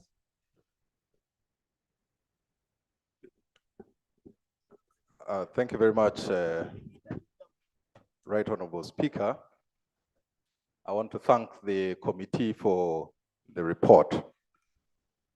Right Honorable Speaker, Parliament is a house of records. And I'm very concerned because when I read the National Budget Framework paper, I noticed that table 3 on which is about equity, responsiveness, gender and equity responsiveness. I've noticed that the figures that are captured there are mathematically inaccurate. Right Honorable Speaker, you'll notice that on that table 3, the average figure of 54% for the financial year 24-25 is not correct. The correct one is 57.56. Last year I raised a similar matter, Right Honorable Speaker. And what is your source when you say the figure is not correct? Right Honorable Speaker, last year when I raised a similar matter, you guided that the chair of budget committee should sit with myself and we made a computation, and indeed the figures were inaccurate last year. He admitted to the House. This year again, the figures are inaccurate. Right Honorable Speaker. You want another meeting? Right Honorable Speaker, I also need your guidance, because if we are proceeding with figures that are inaccurate all the time, I really seek from you whether we are proceeding well and whether we should adopt this framework paper with the wrong figures. Secondly, can we first sort that? Let's first sort that. I'll allow you more time. Chair, budget. Thank you, Right Honorable. Table 3 is a report for gender and equity performance. We are there. This is a submission by Equal Opportunities Commission. In their survey, this is what they came up with. So we don't generate this. We're only attaching for reference what came from Equal Opportunities Commission. Possibly, if you are more informed and you can support the figures you are reading, then you may not sit with the budget committee, but you have to sit with Equal Opportunities Commission and correct them if you are an authority in it. So this Equal Opportunities Commission report, Right Honorable and colleagues. Yeah, that's why I was asking about the source, for Honorable Is it a mathematical issue, arithmetical issue, or it's Right Honorable Speaker, I'm aware that this certificate of gender and equity responsiveness is a requirement, a prerequisite for us to pass this. And I've done computations on these figures last year and this year. And I beg that these figures are not correct, Right Honorable Speaker, and it would be prudent for us as a House of Records to correct these figures, because many years down the road, we will have considered wrong figures for a requirement that is legal. It could perhaps have legal implications on the process we are pursuing at the moment. On that one, please, my technical team, clerk, let the technical team on the technical bench help us add up all these figures and give us information which will help us. to see whether indeed they are appropriate or not as we proceed. By the time we put a question, we shall have gotten advice from the technical bench. Yeah, so proceed. Thank you, Right Honorable. Right Honorable Speaker, still on the same table, you'll notice that for 2 years running, under the program of digital transformation, we've had scores of 0% for 2 years running. Right Honorable Speaker, it is wrong for us to see a child perform poorly and we act blind. I'm requesting from government that we also get the assurance that in the next BEFP, we have this digital transformation program perform much better in terms of its gender and equity responsiveness. Finally, last financial year, 23-24, the Innovations Fund, under the program of innovations, technology development and transfer, received zero appropriation, despite cabinet directive to provide 500 billion shillings annually since 2019. Right Honorable Speaker, I'm quite concerned, and also I want to implore this House that as a gift to the young people, we should ensure we allocate this 500 billion shillings towards innovations to support our young people who are currently mostly unemployed and underemployed. Thank you. Thank you, Honorable Bigaros and Honorable Nakutfe. Yeah, thank you so much, Right Honorable Speaker. Right Honorable Speaker, I want to thank the Budget Committee particularly on the issue of buying road equipments for the new districts. I really wouldn't want to mince my word here. Much as colleagues are saying they're all districts and they don't have equipments, this is really not being fair to the new districts. Roads of Terego have now become gullies and valleys. Let's be there for each other. I would think with the meager resources in this country, we should start with the new districts, because we can no longer borrow from the old districts. They don't want to give the equipment as if those are their personal properties. We have fuel, we cannot work on our roads. So from December, we were set to receive this new equipment. Up to now, it has gone to the budget framework paper. And I hope this time it will not be words or writings, but it will materialize. Secondly, I want to thank you on the issue of police and prisons. Honestly, we need to allocate more resources to this entity. If you go to the remand homes, you will cry. I don't know whether they are now remand homes or they have also turned into prisons. Food for prisons is not enough.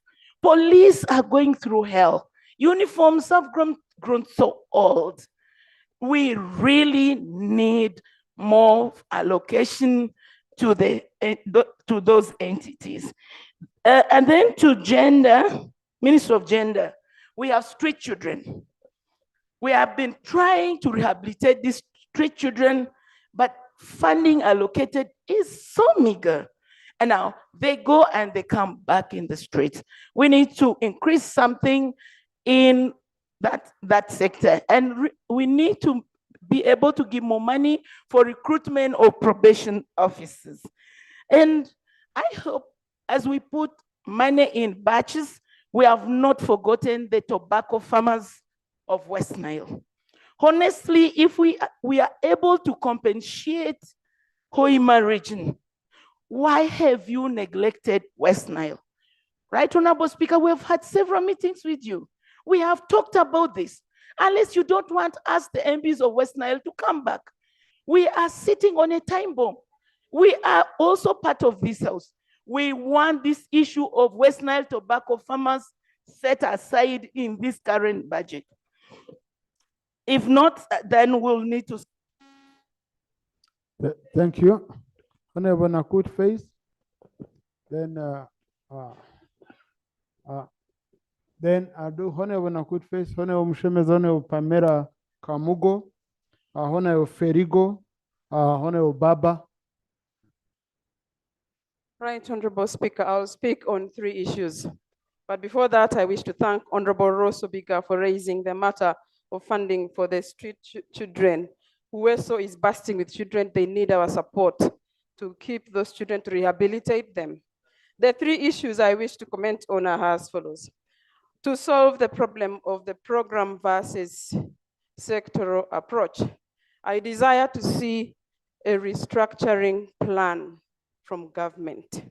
The impression coming out, Right Honorable Speaker, now is that Parliament is the one stopping program approach, which is not true. Right Honorable, even if committees are changed and we restructure sectoral committees, as long as the rest of government remains constant, program approach will not succeed. So a restructuring plan is very important. Last year, money was given to 2 ministries to do dams. Ministry of Water, Ministry of Agriculture, both did not deliver. And then it went to the community, and the community decided, we are saying we want Ministry of Water, another, we want Ministry of Agriculture. In the end, we all lost. So the issue of program approach needs to be sorted out. If we cannot restructure and have a plan for it, then it's better to abandon it. I agree with the former loop. Secondly, the issue of the science scale, Right Honorable, I desire to see an harmonized position. This Parliament has already asked for that, because when we rolled out the enhanced science scale previously, we received a number of complaints. In some institutions, everybody became a scientist just because it is a branded science institution, even those that did not qualify. While in some institutions, scientists were not actually paid, even though they are scientists. So it's my desire that as we process the budget, this harmonized position is there to reduce the complaints and also so that everybody is served fairly.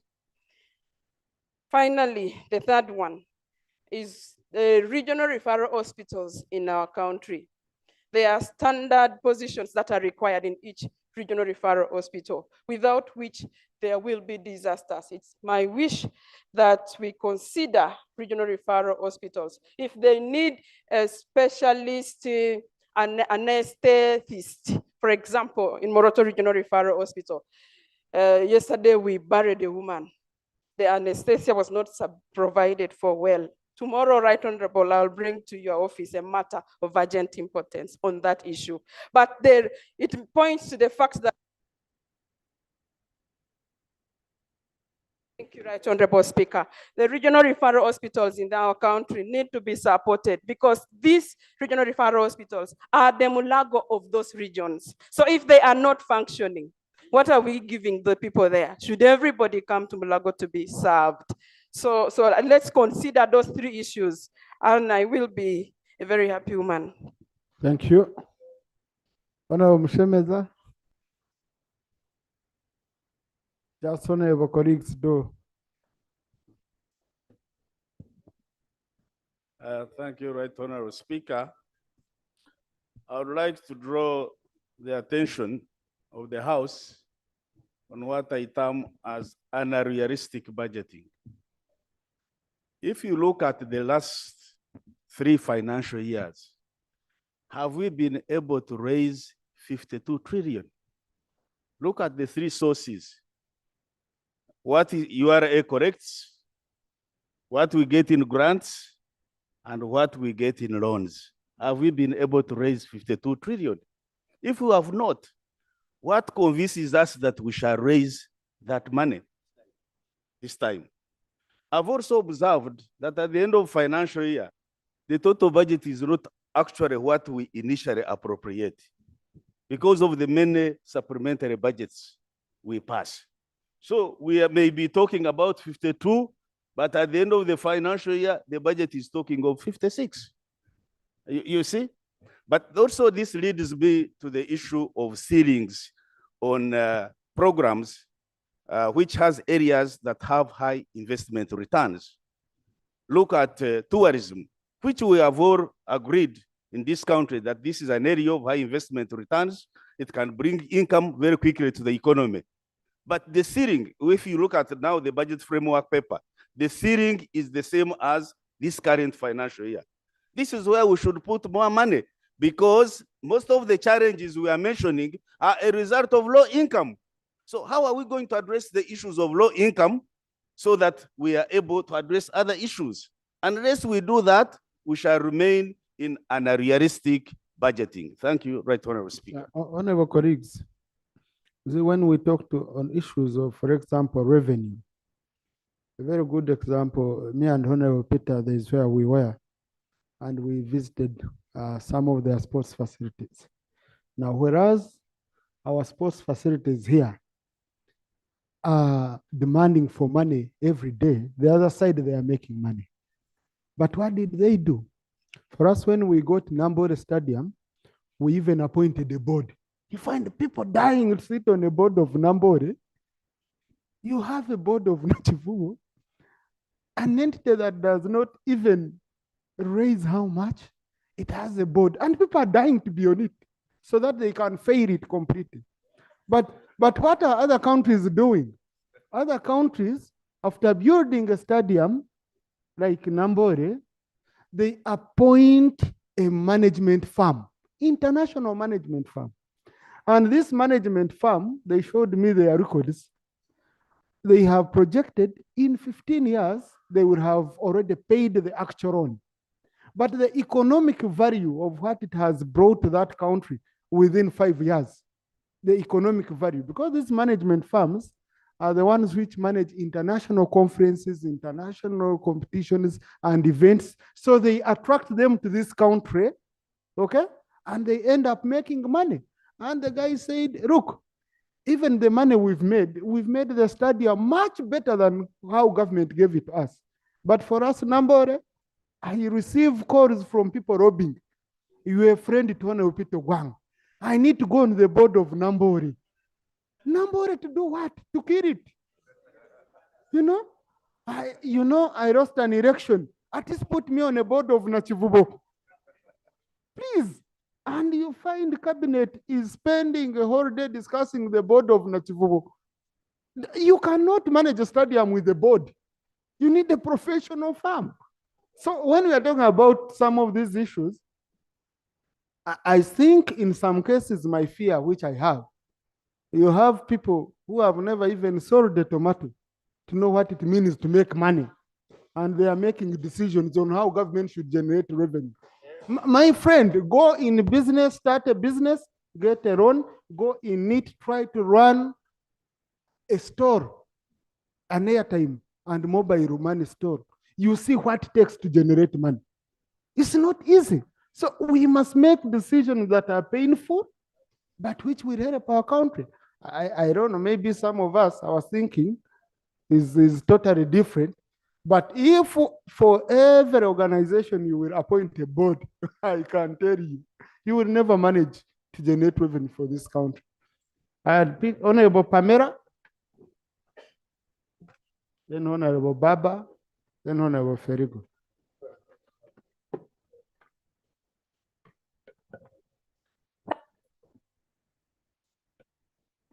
Thank you so much, Right Honorable Speaker, for giving me the opportunity. Right Honorable Speaker, I will address myself to vote 016 on page 110, and this is Ministry of Works. Right Honorable Speaker, my question is derived from that sector about the Kampala-Jinja Express Highway.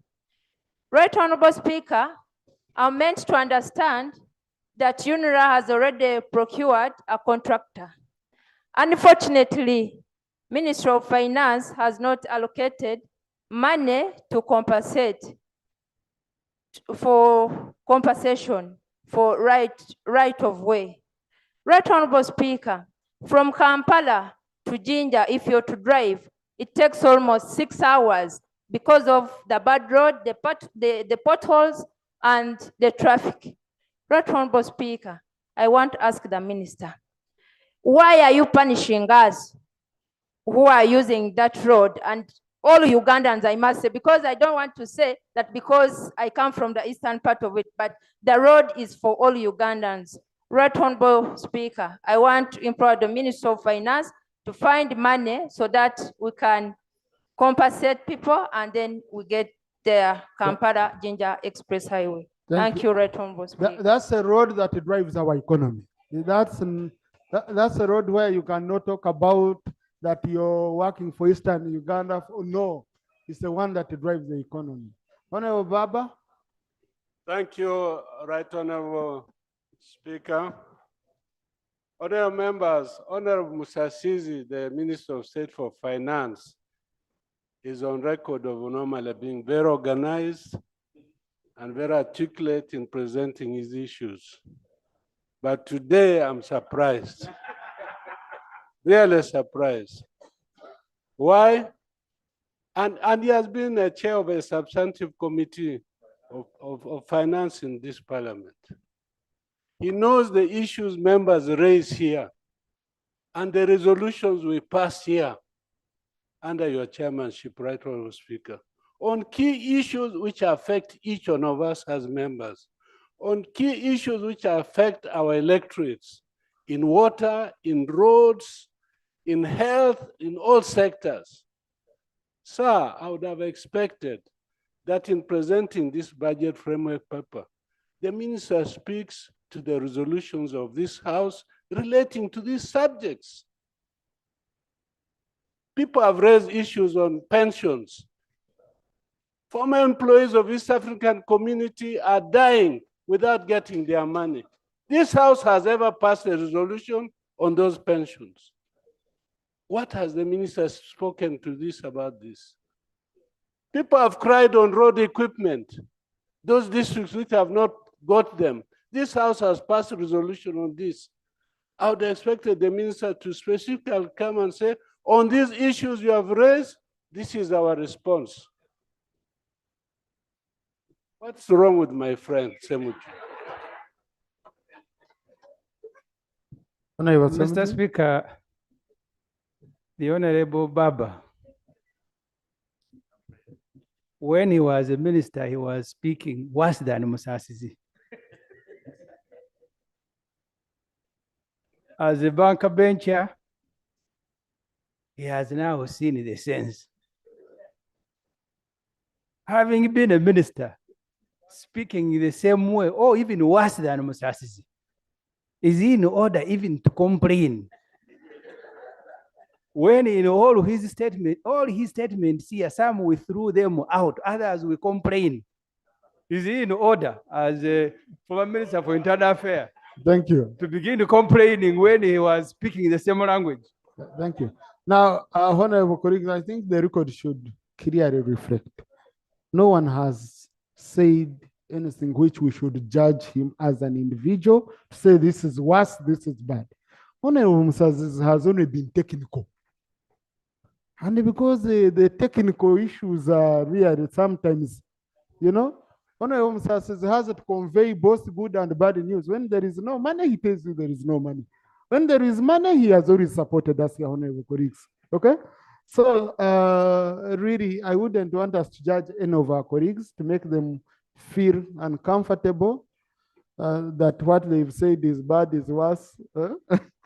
So, Honorable Baba, you're presenting very well. Yeah? Thank you. Please proceed. Thank you for protecting me. This Kira municipality man had better watch his words. You'll be sacked from that portfolio if you're not careful. Now, my issue really is we have passed resolutions here as Parliament, and I expected that in presenting the BFP, the minister specifically responds to them, especially to matters of concern to honorable members of Parliament. And I'm sure Honorable Musasizi can do that very, very well for us. Thank you. Thank you. Honorable Ferigo. Thank you, Right Honorable Speaker. I have two concerns. One is about the domestic arrears.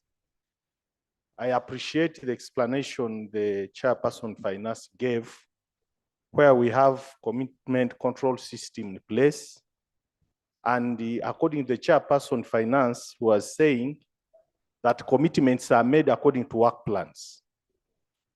Right Honorable Speaker, that system does not require accounting officers to commit according to work plans. They are supposed to commit according to warrants raised by the Minister of Finance. Right Honorable Speaker, if we are not serious, and especially if the Minister of Finance is not serious to discipline accounting officers who cause these commitments, we shall have big problems. Problem number one is where you accumulate arrears, no payments, and businesses end up collapsing. Problem number two with that, Right Honorable Speaker, is that some of these suppliers and contractors have gone to court and they are attracting negatory expenditures to government. So we need to be serious. Those who are causing commitments illegally, let them be disciplined. Then secondly is about the issue of tax leakages. Right Honorable Speaker, Honorable Cooper mentioned something about gold export tax. I am a member of Committee of COSAS. When we are examining the audit report 2021-22, Auditor General indicated that we had not collected shillings 650 billion because of not being serious on gold export tax. When we were examining that report, Right Honorable Speaker, we were surprised as committee members when the Commissioner General Uganda Revenue Authority could not be able to give serious answers why he could not collect 650 billion Uganda shillings. It indicated to us that there are some people dealing in gold export who are not paying taxes. And we are requesting, therefore, the Minister of Finance to be clear to us. You can't afford to lose 650 billion one financial year, and we are talking about under collection when it comes to Uganda Revenue Authority. So now that we are looking at the budget framework paper, it's imperative and important that the Minister of Finance, like we are talking about public debt management framework. Conclude, Honorable. Like public debt management framework, we should have a separate paper here to tell us how to curb issues of tax leakages. I beg to submit, Right Honorable Thank you. Speaker. Honorable colleagues, this is a framework. They are now going to prepare the ministerial policy statements where we shall have finer details. The views from all sides, from the majority report, from the minority report, from your submissions here, are issues which the Minister for Finance should take so that they guide him and the government when processing the final, both the ministerial policy statements as per sectors, but also and programs, but also coming up with the final budget estimates. Nothing you've said here, the minister should say, no, this one I don't accept, this one I agree. No, no, no. Here we are just contributing to advice to the framework he has given. So he will now go back, pick the answer, and assess. There is nothing you're submitting here that is final that would say, no, no, no, no. This missed out, and therefore, the speaker not allowing me to speak, I've missed presenting this very critical issue, which is not going to be captured in the budget. No, it's a framework, and we are continuing with this. And therefore, in line with Section 9(8) of the Public Finance Management Act, we have reviewed the budget framework paper, we have debated it, and we have received reports from all sides. I now want to put the question that the budget framework paper for the financial 2024, 2025, 2028, 2029 be approved with amendments. Those in favor say aye, and to the contrary, nay. The ayes have it. House adjourned to tomorrow at 2 p.m.